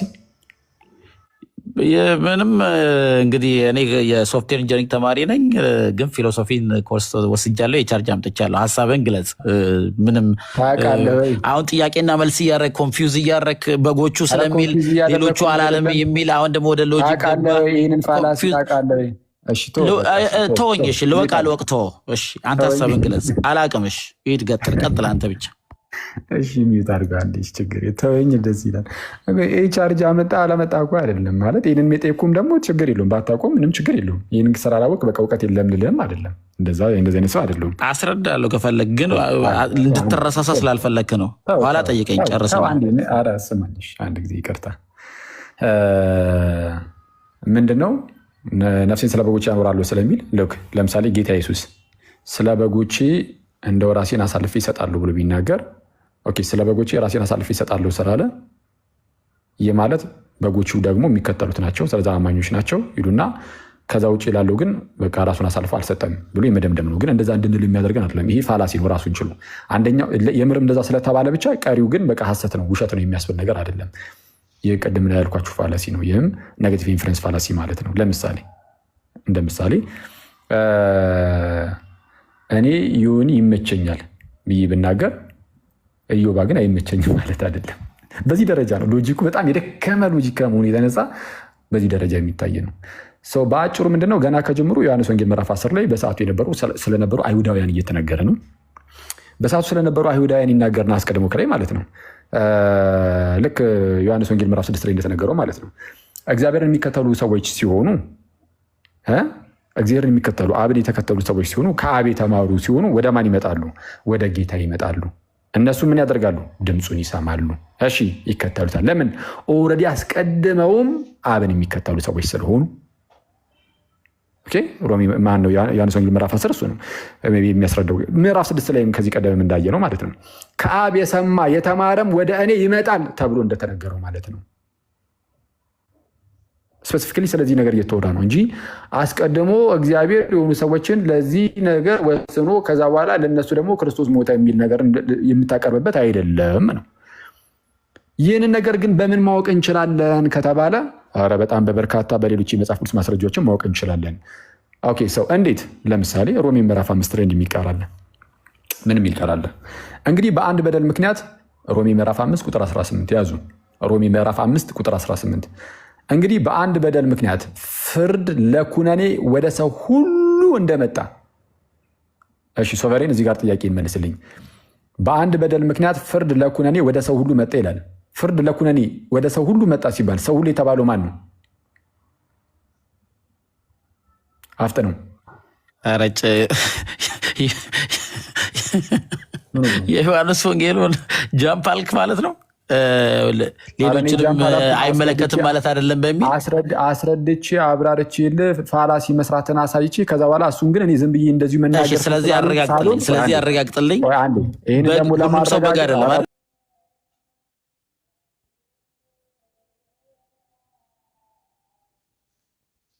አረጋግጥልኝ እባክህን።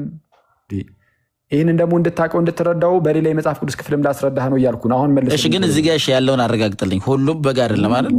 በጌታ በኢየሱስ እኔ ሁሉም በግ ነው አላልኩኝም። እሺ ቴንኪው አዋሪ ለተማኝነት እዚህ ጋር አመሰግናለሁ። ስለዚህ ለፍየሎችም ኦኬ ፍየል ይላቸዋል። ከበግ ውጭ ላሉትም ኢየሱስ ሞቷል ነው አሁን አርጊውመንት አይደል?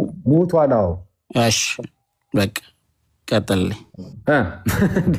በቃ ይሁን አሁን እሺ በቃ ምንም እኮ አታመጣም እኮ ለበጎቼ ሞቻለሁ። ቆይ አንዴ ቢኒያም እባክህን። ለበጎቼ ሞቻለሁ ማለት እኮ ከበጎቼ ውጭ ላሉት ግን አልሞትም ማለት እኮ አይደለም። ለእነሱ አዎ እንደዚህ አደርጋለሁ ተብሎ ለምሳሌ ለቤተክርስቲያን ጌታ ኢየሱስ ሞቶላታል ተብሎ ሊነገር ይችላል። ለምሳሌ በኤፌሶን መልእክት ሊነገር ይችላል ሳይሆን መጽሐፉ እባክህን አንዴ እየተደማመጠ ኤፌሶን ምዕራፍ 5 ላይ ለምሳሌ ሲናገር ባሎቹ ክርስቶስ ደግሞ ቤተክርስቲያንን እንደወደዳት እንዲሁ እናንተም ደግሞ ሚስቶቻችሁን ውደዱ ይልና በዛ በርቀጥላ ምን ነበር የሚለው ምን ያህል እንደወደዳት ሲናገር ማለት ነው። አንዴ ሙሉን ላንብብላችሁ። ከዛ በኋላ ለቤተ ክርስቲያን ሞተ ሲባል ምን ማለት እንደሆነ፣ ለበጎቹ ሞተ ሲባል ምን ማለት እንደሆነ በዛው እንድትረዳ ማለት ነው። በውሃ መታጠብና ከቃሉ ጋር አምጥቶ እንዲቀድሳት ራሱን አሳልፎ ለእርሷ ሰጠ የሚለው ክፍል ማለት ነው። አንዴ ኤፌሶን ምዕራፍ 5 ላይ ቁጥር 25 አካባቢ እሺ እንዲህ ይላል ባሎች ሆይ ክርስቶስ ደግሞ የክርስቲያን እንደወደዳት እናንተም እንዲሁ ሚስቶቻችሁን ውደዱ ይልና እሺ በውሃ መታጠብና ከቃሉ ጋር አንጽቶ እንዲቀድሳት ስለ እርሷ ራሱን አሳልፎ ሰጠ ይላል። ስለ ክርስቲያን ራሱን አሳልፎ ሰጥቷል ጌታ ኢየሱስ። ለቤተ ክርስቲያን አሁን ይሄ ነገር ተነገረ፣ ለበጎቹ ይሄ ነገር ተነገረ። ጌታ እኮ አሳልፎ ስለ ቤተ ክርስቲያን ራሱን አሳልፎ ሰጥቷል ተባለ። ልክ እንደዚህ ሲባል ለቀሪው ዓለም ግን አልሰጠም የሚል ነገር ማን ይዘህን አለ? ዮኒ ይመቸኛል። እንደ አንተ ከተጻፈው ለምን ታልፋለህ? አንተ ነው የምትጨምርልን? ለቤተሰብ ለቤተክርስቲያን ነፍሱን ሰጣት ካልንኛ ለቤተክርስቲያን ሰጣት ብለን ነው የምናቆመው። ለበጎች ነፍሴን ሰጠው ካለ ለበጎች ሰጠ ብለን ነው የምናቆመው። አንተ ነው የምትጨምርልን? ሌላው ከጌታ ቃል ውጭ እኛ አናምንም። ከተጻፈው አትለፍ ይላል። አንዴ ቆይ እባክህ። አሁን እኮ ቅድም መጽሐፍ ቅዱስ ሌላ የመጽሐፍ ቅዱስ ክፍል ስጠቅስ አቆምከኝ እንጂ እሱ ነበር ላሳይህ እየሞከርኩ ያሉት። ይህም ምንድነው? ለበጎቼ ራሴን አሳልፌ እሰጣለሁ ቢል ጌታ ኢየሱስ ወይም ደግሞ ለኤርሲያን አሳልፌ ራሴን እሰጣለሁ ቢል ወይም ደግሞ ለኤርሲያን ራሱን አሳልፎ ሰጠ ቢባል ይህንን ነገር እንቀበላለን። በቃ ጌታ ለኤርሲያን ራሱን አሳልፎ ሰጥቷል ከተባለ አሜን ብለህ ትቀበላለህ። አዎ ጌታ ለቤተክርስቲያን ራሱን አሳልፎ ሰጥቷል ብለህ ትቀበላለህ። ከዛ ውጭ ግን አልሰጠም የሚል ግን ኔጌቲቭን ነገር ግን ይዘህ መምጣት ግን አትችልም። በቃ ኔጌቲቭ ከሱ ኔጌቲቭ ነገርም ትክክል ነው። በቃ አልሰጠም የሚለውም እውነት ነው ብለህ ግን መናገር አትችልም። ምክንያቱም አልሰጠም አይልም። በቃ ይህን ብቻ ነው የነገረ እዚህ ክፍል ላይ የትኛውን ነው? ጌታ ራሱን ለኤርሲያን አሳልፎ እንደሰጠ ብቻ ነው የነገረ። ይህንም ብቻ ከነገረ በቃችን ትቀበላለህ። ለቀረውስ ከተባልክ የቀረውን አልነገረኝም ነው ማለት ያለብህ። ከተጻፈ አትለፍ ብለህኝ የለ እንግዲያውስ አይ ለቀሪው አልሞተም የሚል አንዲትም ጥቅስ አታመጣም። የለም ያልተጻፈ እያነበባችሁ ነው ፕሮቴስታንቶች። እኔ ግን በተቃራኒው በተቃራኒው ግን እያልኩ ነው። አረ ለእያንዳንዱ ግለሰብ ነው የሞተው የሚለውን ግን እኔ ግን አመጣለሁ። እሱን አሁን ማሳየህ እኮ። አሁን ተከታተል። አሁን ወደ ቅድሞ ሀሳብ እንሂድ። ሮሜ ምዕራፍ 5 ቁጥር 18 እንዲላል እንግዲህ በአንድ በደል ምክንያት ፍርድ ለኩነኔ ወደ ሰው ሁሉ እንደመጣ አለ። ወደ ሰው ሁሉ ሲል ሰው ሁሉ የተባለው ማን ነው? አፍጥ ነው። ያ እንደ ኮንቴክስቱ ነው። እዛ ጋር ምንም በአዳም በኩል የሚመጡ ሰዎች ማለት ነው። ያ ሰው በአዳም ነው፣ በሌላ አይመጣም። ናቹራሊ የአዳም ዘር ማለት ነው።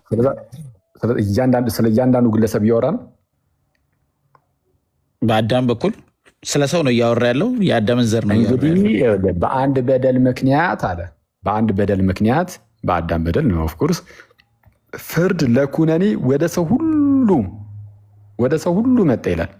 ወደ ሰው ሁሉ የሚለው እያንዳንዱን ግለሰብ ነው አይደለም። እሱን እኮ ነው ያልኩህ፣ ግን በኮንቴክስቱ ነው አድርገን የምንፈታው። ስለዚህ በአዳም በኩል ያለ የሰው ሁሉ ዘር በአዳም በኩል ስለሚመጣ የምትለው ልክ ይሆናል። ግን አባባሉ እዛ ጋር በአዳም በኩል የመጣ የአዳም ዘር ማለት ነው። ቆይ አንዴ፣ ስለዛ ግለሰብን ሁሉ አሁን ስለ ግለሰብ ሁሉ እየተነገረ ነው ወይስ አይደለም? ሰው ሁሉ ሲል በኮንቴክስቱ እንዳትለኝ። አሁንም በቃ በኮንቴክስቱ አድርገህ ፍታው ብያለሁ። ስለዛ በኮንቴክስቱ አድርገህ ስትፈታው በአንድ በደል ምክንያት ፍርድ ለኩነኔ ወደ ሰው ሁሉ እንደመጣ ብሎ ነው የሚጀምረው። ወደ ሰው ሁሉ መጣ ሲል ሰው ሁሉ የሚለው እያንዳንዱን ግለሰብ ነው አይደለም?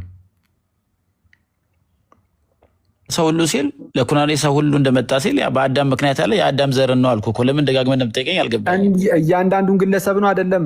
ነው ወይም አይደለም? ለምን አትልም? በአዳም ዘር ነው የአዳም ዘር ነው። ስለሰው እያወራ ነው። በአንድ በደል ምክንያት ስለሚል በምክንያቱ የሚጀምረው አዳም ነው። ለአዳም ዘሮች ማለት ነው እኮ። ሰው ሁሉ ሲል እያንዳንዱ ግለሰብ ነው ወይስ አይደለም? ለአዳም ዘር ነው ብዬ መለስኩልህ እኮ። እያንዳንዱ ግለሰብ ነው አይደለም? ይሄ ነው በቃ ቅድም ያልኳት እያንዳንዱ ግለሰብ ይሆናል የአዳም ዘር ማለት ነው። ውርደትን ትቀድማለች ያልነው ለዚህ ነው። አየህ፣ አቃስተ ትመልሳለህ። ልክ እንደዚህ እያንዳንዱ ግለሰብ ነው ብሎ አምኗል። እሺ አሁን ተከተል። አሁን በደንብ አድርጋችሁ ስሙ እናንተም ጋይስ። አሁን እዚህ የማወራው ነገር ጋይስ በጣም አድካሚ፣ እውነቱን ለመናገር ጌታ በሚያውቀው እና እናንተም እንድትጠቀሙ ስለሆነ በደንብ አድርጋችሁ ስሙ። እንዲህ ነው የሚለው ጥቅሱ። እንግዲህ በአንድ በደል ምክንያት ፍርድ ለኩነኔ ወደ ሰው ሁሉ እንደመጣ። ወደ ማን? ወደ ሰው ሁሉ፣ ወደ እያንዳንዱ ግለሰብ ተብሎ ተፈቷል። በቃ ሰው ሁሉ የሚለው አለቀ። እንዲሁ ይላል። እንዲሁም ወደ ሰው ሁሉ እንደመጣ በንጽጽራዊ መልክ እንዲሁም ይልና በአንድ ጽድቅ ምክንያት ስጦታው ሕይወትን ለማጽደቅ ወደ ሰው ሁሉ መጣ አለ። በአንድ ጽድቅ ምክንያት ስጦታው ሕይወትን ለማጽደቅ ወደ ማን የመጣው አለ? ወደ ሰው ሁሉ። ከላይ ኩነኔው ወደ ሰው ሁሉ ነው። ስጦታውም ሲመጣ ወደ ሰው ሁሉ ነው። እዚህ ጋር ሰው ሁሉ የሚለው እያንዳንዱ ግለሰብ ነው አይደለም?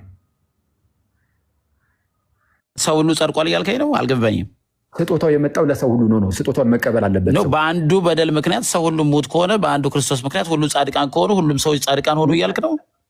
ትክክል። መቀበል ግን አለበት። ስጦታው የመጣው ለሁሉም ነው። ስጦታው ይላል። ኧረ እባክህ ተቀብለን ነው እንዴ የሆነብን? የአዳምን አምነን ተቀብለን ነው እንደ የሆነብን? ቆይ ቢኒ ችግር የለውም። አይ ሁሉም ሰው ጻድቅ እንግዲህ ዩኒቨርሳሊዝም ከገቡ ነገሩ ችግር የለውም። ቢኒ ውረድና ከሶቨሬን ጋር ልጨርስ። አንድ ጊዜ አሁን ቢኒ ውረድ። ቢኒ እየረበሽክ ስለሆነ አንዴ ከሶቨሬን ጋር ልጨርስ። እኔ ብቻዬን እያወራሁኝ ሁለት እየሆናችሁ ታወራላችሁ። አንድ ሰው እኮ ነኝ። አንድ ለአንድ እናውራ፣ መደማመጥ እንዲኖር ማለት ነው። እሺ እንዲህ ነው የሚለው ቃሉ። እንግዲህ በአንድ በደል ምክንያት ፍርድ ለኩነኔ ወደ ሰው ሁሉ እንደመጣ አለ።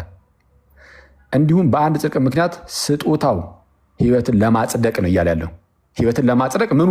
ስጦታው። ስጦታ እኮ ነው የመጣው። ስጦታን መቀበል ይጠይቃል። ስጦታው ግን የመጣው ግን ለማን ነው ከተባለ ከላይ ፍርድ ለኩነኔ ወደ ሰው ሁሉ መጥቷል ተብሎ ነበረ። ሰው ሁሉ ብሎ ከላይ ሲናገር እያንዳንዱ ግለሰብ ብለናል።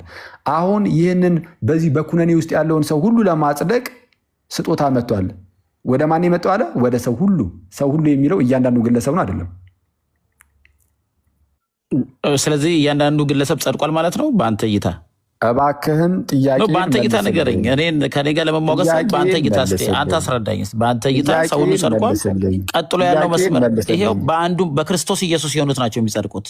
ኮምፔር የሚያደርገው ስጦታን የመጣው ተብሏል። ስለዚህም በእምነት ይህንን ስጦታ የሚቀበሉ እነርሱ ይጸድቃሉ። ግን አይልም ቦታ በአንዱ በክርስቶስ መታዘዝ። እባክህን እሺ ሙሉን ሳያምኑ ነው ወይስ ምን? ጥቅሱን ማታቆም ሮሜ ምዕራፍ 5 እኮ እዚህ ቦታ ያምናሉ። እዚህ አሁን 2 ቁጥር 18 19 ላይ ሲያምኑ ሮሜ ምዕራፍ 5 የሚመዘዘው ከምዕራፍ 4 እና ከምዕራፍ 3 ነው እንዴ? የአብርሃምን እምነት አንስቶ እኮ እየነገርህ የመጣው እኮ እንዲሁ እኮ አይደለም። ኧረ እኔ እሱን አላልኩም። ተመዞ የሚመጣል እኮ እሱን አላልኩም። በሁለቱ ቁጥር ላይ ነው የተጠየቀውን መልስ። ወደ ሰው ሁሉ እንደመጣ ኩነኔው ማለት ነው። ከላይ ያን ሲናገር ሰው ሁሉ የሚለው እያንዳንዱ ግለሰብ ነው ብለሃል። ቀጠል አድርጎ እንዲሁም በአንድ ጽድቅ ምክንያት ስጦታውን የተባለው ስጦታው ሕይወትን ለማጽደቅ ወደ ሰው ሁሉ መጣ ተብሏል። ሰው ሁሉ የሚለው እያንዳንዱ ግለሰብ ነው አይደለም።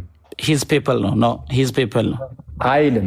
ያለበትን አሳይኛ እዚህ ክፍል። እሺ ቀጥሎ ያለው ላይ መኒ ለብዙዎች ይላል። እሺ ቀጥሎ ያለው ላይ መኒ በአንዱ እሺ ቆይ በአንዱ ሰው አለመታዘዝ ብዙዎች ኃጢአተኞች እንደሆኑ እንዲሁም በአንዱ መታዘዝ ብዙዎች ጻድቃን ይሆናሉ እንጂ ለሰው ሁሉ መጣ አይደለም የሚለው። ኧረ እዛ ጋር አንዴ ወይስ ምን አትቀበሉም? መጽሐፍ ቅዱስን ቁጥር 18 ላይ እኮ አነበብኩልህ ወዳጅ። እንዲህ ይላል፣ በደንብ አድርጋችሁ ስሙ። በመጀመሪያ ደረጃ የሚቀበሉት ነው ብዬ ስናገር እኛ ተቀበለን ነው እንደ ዳር ነው ብሏል። ከላይ አንድ ጥቅስ ብቻ ከፍ ብላችሁ አንብቡ። በጌታ ስም ክርስቲያን እኮ ነው የመጽሐፍ ቅዱስ ህዝብ። 18 ላይ ያለው ነው እንደ ያልከኛ ያዝ ቁጥር 17 ላይ እዩ ምን እንደሚል። በአንዱም በደል ሞት በአንዱ በኩል ከነገሰ ይላል፣ ይልቁንም የጸጋን ብዛትና የጽድቅን ስጦታ ብዛት የሚቀበሉ በአንዱ በኢየሱስ ክርስቶስ በኩል በህይወት ይነግሳሉ። ምን የሚሉ እስቲ ጻፉ አንዴ። የሚቀበሉ ሚውት አድርግ አንተ። እነሱንም በዛው እየተማማርኩ ነው ከክርስቲያን ወንድሞች ጋር። አንተም በደንብ አድርገህ ተማር። በአንዱም በደል ሞት በአንዱ በኩል ከነገሰ ይልቁን የጸጋን ብዛትና የጽድቅን ስጦታ ብዛት የሚቀበሉ በአንዱ በኢየሱስ ክርስቶስ በኩል በህይወት ይነግሳሉ። እሺ እንግዲህ በአንድ በደል ምክንያት ፍርድ ለኩነኔ ወደ ሰው ሁሉ እንደመጣ፣ በአንድ በደል ምክንያት ፍርድ ለኩነኔ ወደ ሰው ሁሉ እንደመጣ። ሰው ሁሉ የሚለው ምንድን ነው ስለው እያንዳንዱ ግለሰብ አለኝ። እዛው ጥቅስ እኮ አልቀየርኩም ጋይስ። እዛው ጋር እንደመጣ እንዲሁም ብሎን የጀመረው እንዲሁም ካለ አለ ነው በቃ እንዲሁም አለ። ልክ እንደዚሁ ወደ ሰው ሁሉ እንደመጣ ሁሉ በአንድ ጽድቅ ምክንያት ስጦታው ህይወትን ለማጽደቅ ወደ ሰው ሁሉ መጣ። እዛው ጥቅስ ጋር እንዲሁ ብሎ ነው ይህን ነገር ያስቀመጠው። ሰው ሁሉ የሚለው ምንድን ነው ስለው የእርሱ ህዝብ አለ አይልም፣ እንዲሁ ብሎ ነው ያስቀመጠው። እኔ ቀጥሎ ያለው ቨርስ ላይ ነው እንትን ያልኩትና የተጠየቀውን ብቻ መለስ። ይኸው እዚህ ጋር ሰው ሁሉ የሚለው አሁን ቀጣዩ ላይ ምንድን ነው? ያ ሰው ሁሉ ፕሪች እናደርጋለን ለዓለም ወንጌል፣ ግን እኔ ስለ ጽድቅ ነው እያወራ ያለው በክርስቶስ ኢየሱስ። አሁን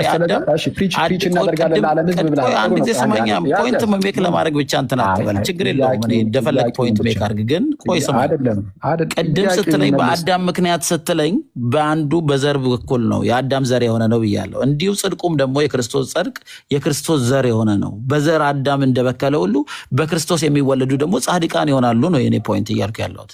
እኔ ደግሞ አንተ የምትለው ነው። እኔ ደግሞ ጥያቄ በአንዱ በደል ምክንያት ፍርድ ለኩነኔ ወደ ሰው ሁሉ እንደመጣ ሲል ሰው ሁሉ የሚለው እያንዳንዱ ግለሰብ ነው አይደለም? ጽድቅ የሚለው እያንዳንዱ ግለሰብ እንዴ? እየሰማኸኝ አይደለም? ሌላ ቦታ እኮ ነው ያለው። ሶቨሬን ሰማኝ። ለሰው ሁሉ ነው የሚለው። ለሰው ሁሉ የሚለው ፓርት ለዓለም ለኮስሞሲያ ወንጌልን ለዓለም ሁሉ ስበኩ እኮ ነው የተባለው። ለፍጥረት ስበኩ ነው። ኢየሱስ ክርስቶስ ለዓለም ነው የመጣ። ዓለም ወደ ብርሃን ወደ ዓለም ገባ እንደሚል፣ ነገር ግን ወደ ክርስቶስ ሊመጣ የሚችል እንደሌለ ቅድም አሳይቻለሁ። ቆይ አንዴ። ስለዛ ሰው ሁሉ የሚለው እያንዳንዱን ግለሰብ ነው ብለኛል። አሁን ቀጣይ ላይ ያለውንም ማለት ነው ለሁሉም ሰው ፕሪች እናደርጋለን። አሜን። ጽድቅ መጣ ያ ሰው ሁሉ የሚለው ዓለሙን ማሳያ ነው። ሰው ሁሉ የሚለው እያንዳንዱን ግለሰብ የሚያውቅ እያንዳንዱ ግለሰብ የሚባል የለም ካልከኛ አንድ ጊዜ ተረጋጋና አድምጣ። እንዲህ መጀመሪያ ላይ ያለው በአንድ በደል ምክንያት ፍርድ ለኩነኔ ወደ ሰው ሁሉ እንደመጣ ብሎን የሚጀምረው በአንድ በደል ምክንያት ፍርድ ለኩነኔ ማለት ነው። ወደ ማን? ወደ ሰው ሁሉ። ሰው ሁሉ የሚለው ይህንን እዚህ ጋር ፍርዱ ላይ እያንዳንዱ ግለሰብ ነው አይደለም?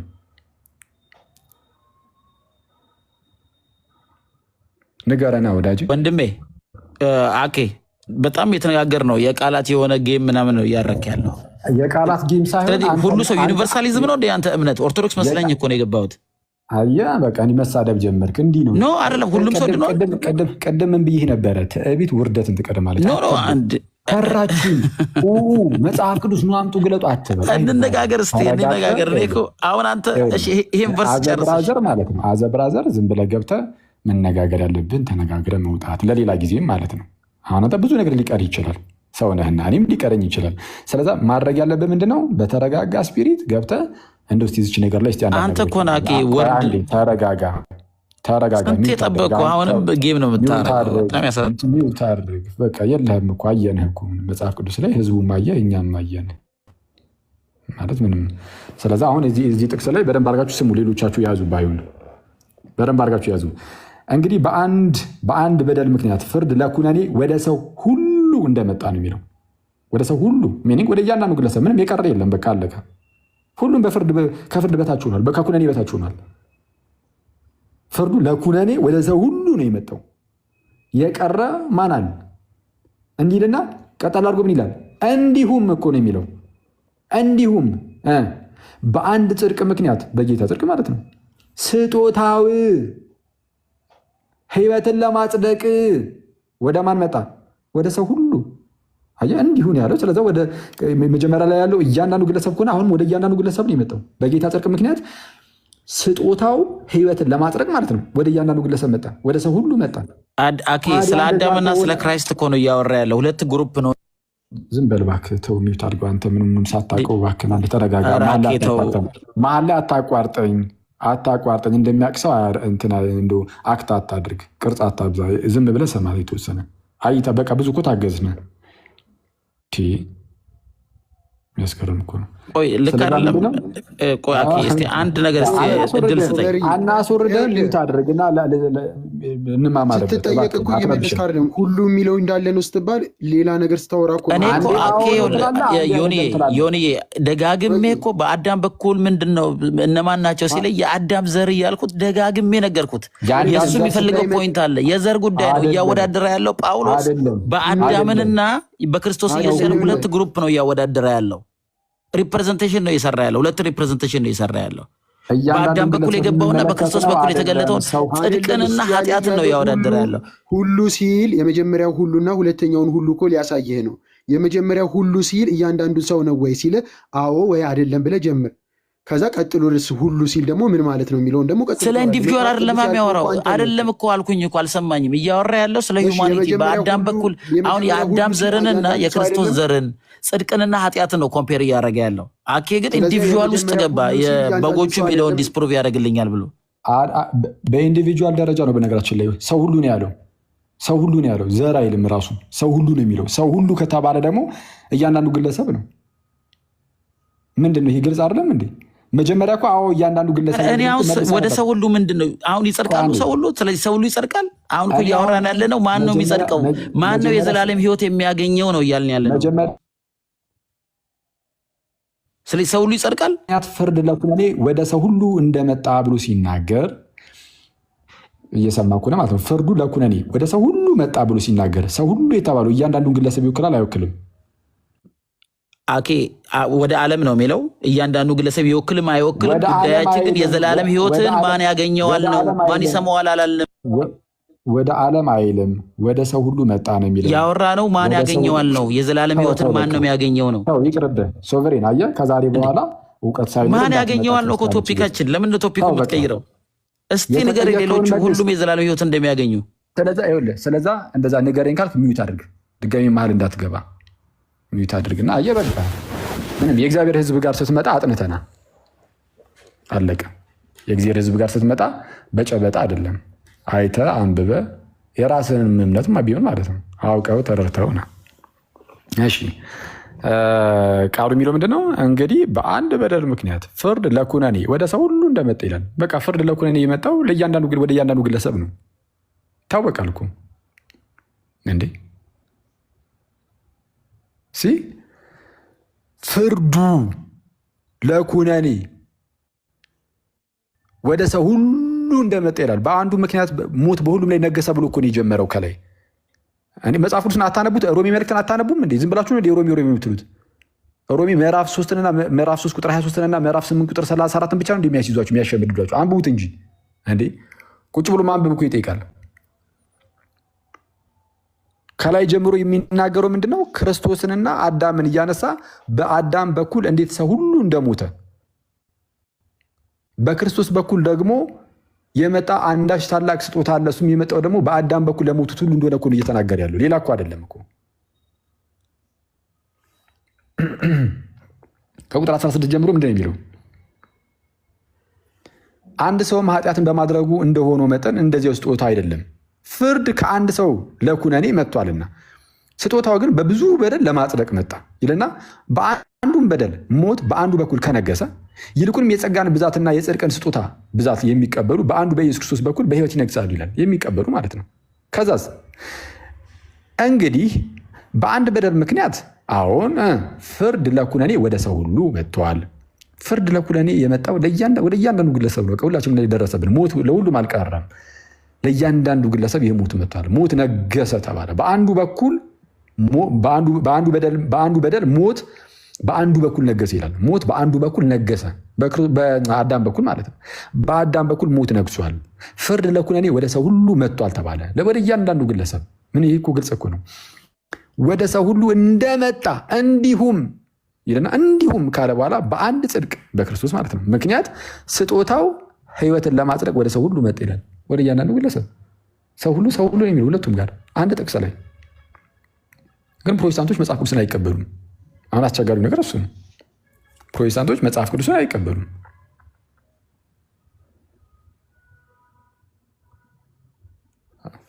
ጌታ ሆይ እሺ፣ ይህ ብቻ አይደለም። በነገራችን ላይ በጣም በርካታ ማስረጃዎች ደግሞ አሉ። ይህ ብቻ መስሏችሁም ከሆነ ማለት ነው። ይህ ብቻም ደግሞ አይደለም። ይልቁንም ለምሳሌ ኢሳያስ 53 ቁጥር 6 ላይ እንዲህ ይላል። ኢሳያስ ምዕራፍ 53 ቁጥር 6 አውጡ። ኢሳያስ ምዕራፍ 53 ቁጥር 6 እጃችሁ ላይ መጽሐፍ ቅዱስ ካለ ማለት ነው አብራችሁኝ እንድታነቡ። እኛ ሁላችን አለ እንደ በጎች ተቅበዝብዘን ጠፋን። ስሙ፣ እኛ ሁላችን እንደ በጎች ተቅበዝብዘን ጠፋን። እሺ፣ ከእኛ እያንዳንዱ ወደ ገዛ መንገዱ ያዘነበላል። እያንዳንዱ ምንም በቃ የቀረ የለም። እግዚአብሔርም የሁላችንን በደል በእርሱ ላይ ያኖር ይላል። እንዲህ እኛ ሁላችን እንደ በጎች ተቅበዝብዘን ጠፋን። ከእኛ እያንዳንዱ ወደ ገዛ መንገዱ ያዘነበለ። ይሄ ነገር እያንዳንዱ ግለሰብ አይመለከትም። ዓለም ላይ ሁሉም የጠፋ አይደለም ወይስ ያልጠፋ ይቀራል? እኛ ሁላችን ብሎ ነው ራሱ ያስቀምጠው። እኛ የተመረጠን ብቻ ራሱ አላለም። እኛ ሁላችን እንደ በጎች ተቅበዝብዘን ጠፋን። ከእኛ እያንዳንዱ የተመረጡት አይደለም፣ እያንዳንዱ ወደ ገዛ መንገዱ አዘነበለ፣ ጠፋ ማለት ነው። እግዚአብሔርም የሁላችንን በደል በእርሱ ላይ አኖረ። ስለ ጌታ እኮ ነው የሚናገረው። ስለዛ ጌታ ለሁሉ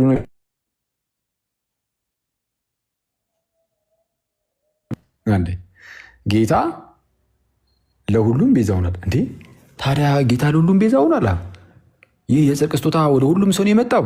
አዎ ታዲያ እንደዛ ከሆነማ ታዲያ ሰው ሁሉ ጸድቋል ማለት ነው። ስጦታው መጣ አለን እንጂ የማያምንም ዝም ብሎ ይጸድቃል አላለም። ስጦታው መጥቷል። ለመጽደቅ ግን መቀበል አለበት ሰውየው። ለመጽደቅ የመጣውን ስጦታ ምን ማድረግ አለበት? መቀበል አለበት። ከእሱ የሚጠበቅ ነገር አለ። ለዛ ነው አሁን ከጠቀስኩላችሁ ጥቅስ የሮሜ ምዕራፍ 5 ላይ ከቁጥር 18 ከፍላችሁ ቁጥር 17 ላይ ምን የሚለው?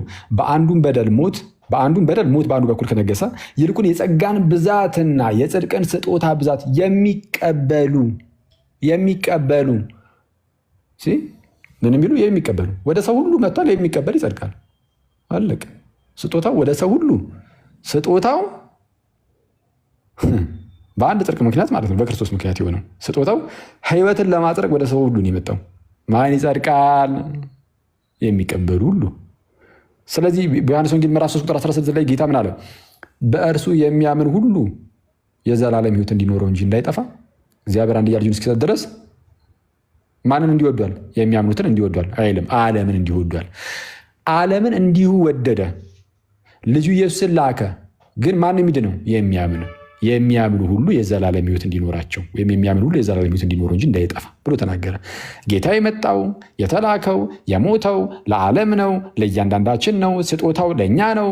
ግን የሚድኑት የሚቀበሉ ናቸው።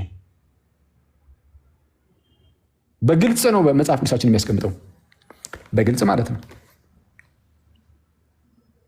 ካልሆነ ግን እንደው ለጥቂቶች ነው የሞተው፣ እነሱም ደግሞ በእግዚአብሔር ምክር ውስጥ ስላሉ አይታወቅም ስለሚሉ ወጥተው ራሱ ጌታ ሞቶላል ማለት አይችሉም። ቅድም እንደተነ ሲናገሩ እንደሰማችኋቸው የትኛው ሐዋርያ ነው ደግሞ ጌታ ሞቶላል ጌታ ይወድሃል ብሎ የሰበከው? እንዲህ ብሎ መከራከር ጀምሯል ፕሮቴስታንቱ። ተአምር ነው።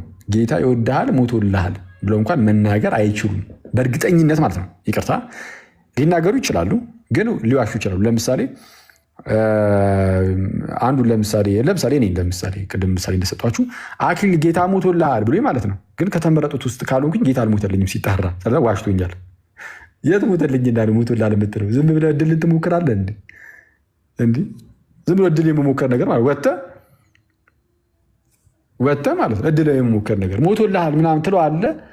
የሞትለት አይሞትለት እርግጠኛ መሆን አትችልም። ግን ሞቶለት ሊሆን ስለሚችል ድንገት ከተመረጡት ውስጥ ሊኖር ስለሚችል የሆነ ሰው አንተ ስለማታውቅ ዝም ብለህ ወጥተህ እኮ ሞቶልሃል ጌታ ይወድሃል ልትል ትችላለህ። ዝም ብለህ የመሞከር አይነት ነገር ነው ማለት ይገኝ ይሆን እንደዚህ ውስጥ ዝም ብዬ ቆይ ልበለው እስኪ ቆይ። ከዛ በኋላ ድንገት ምናልባት ሆነ ለ10 ሰው እንደዛ ብለህ 10ሩም ካልተመረጡ ድንገት ማለት ነው 10ሩም ዋሽታቸው ነው የመጣው ጌታ ይወድሃል ሞቶልሃል ምናምን ብለህ እሪ ብለህ አብደህ ምናምን ከዛ በኋላ ለካ ሲጣራ አልሞተላችሁም አይወዳችሁም። እኔ ለዚህ ነው ወይ ወዳጅ ይሄ ሳፋሪ ሲም ካርድ ግዙ ድንገት ላገዙ ትችላላችሁ እንደሚሉት አይነት ማን ነው መንገድ ላይ በቃ እንደዛ ማለት ነው። እድላቸውን ይሞክራሉ። ካደለ ድንገት ይገዙ አለ፣ ካልሆነም የታባቱ ስና ኧረ ከዛ የሚከፋል ደግሞ በእውነት ከዛ የሚከፋል አኬ እዚህ አስቀምጠህ ፖለቲካ ስላለ እኔ ስራ ላይ ስለሆንኩኝ ያልተመቸኝም ዝም ብዬ ኢንቫይት ስታደርጉኝ ገባው። እንትን አትበል፣ በጣም ስሜታዊ የሆንክ ነው። ችግር የለውም። አስተምሩልን። የእናንተ ድርት አልሆንኩም ስሜቱ አልሆንኩም። እሺ እንትን አስተምር ምንም በክርስቶስ ሰዎች እንዲያምኑ እንዲድኑ ብታስተምር ምንም አብረን ነው የምንሰራው። ግን ለማይወዱት ለሚጠሩት ጌታን ለማይፈልጉት እየተከራከርክ ነው የሚመስለኝ እና እስቲ ምናልባት ጊዜ ካለኝ እና ካልወጣችሁም በኋላ ላወራ እችላለሁ። ስራ ላይ ስለሆንኩኝ ነው። ግን በጣም ፖለቲካ ታብዛብን፣ የማንለውንም አትበልብን ወንድማችን። የማትሉትን ምን አልኩ? እንወድሃለን። የማትሉትን ምን አልኩ? ዲስካውንት ፖለቲካ ዝም ብለን ቤት ቁጭ ብለን ዝም ብለን ስጠይቀን የሆነ በቃ ከባድ እኮ ነው። ከባዱማ ጥያቄው እኮ ነው። አሁን ከባዱ ጥያቄው ነው። እኛ እንድናስረዳ አትፈቅዱልንም እኮ ችግሩ እንድናስረዳ። ቅድም እንደ ዛሬ ተጨንቄ አላውቅም ማለት ማነው? የትኛው አንተና እንደ ዛሬ ተጨንቄ አላውቅም አላልክም? ለምንድን ነው የሚጨነቀው? እኔ ብዙ አስቤበት የማምነውን ነገር በጣም አስቤበት ነው። ጥያቄዎችንም ሊጠየቁ የሚችሉትን ሁሉንም ጥያቄዎች እናንተ የምትጠይቁትንም ጥያቄ የሚችለውን ሁሉ ጠይቄያለሁ። ሰዎች ሌሎች የሚጠይቁትን አንብቤያለሁ መጽሐፍም እና በብዙ ጥያቄዎች መልስ ያገኘ ነገር ስለሆነ የምን መልስ አለ ብለህ ነው አሁን ተወና እሱን። እኔ እዚህ ጋር አየህ ላጤ ነኝ ለካ ትዝ ሲለኝ ላጤነት ትዝ ሲለኝ ርቦኛል።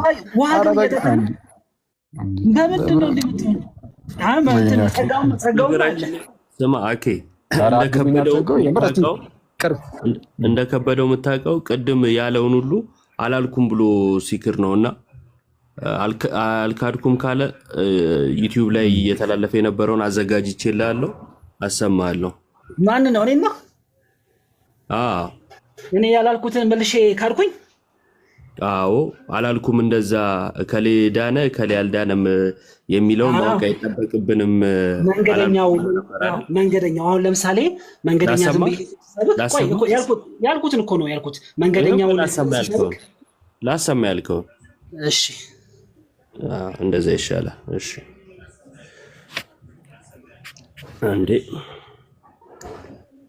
አንተ እስክትከፍት እኔ ያልኩት መንገደኛውን ሁሉ አንተ ድናል አንተ አልዳንክም ማለት አልችልም ግን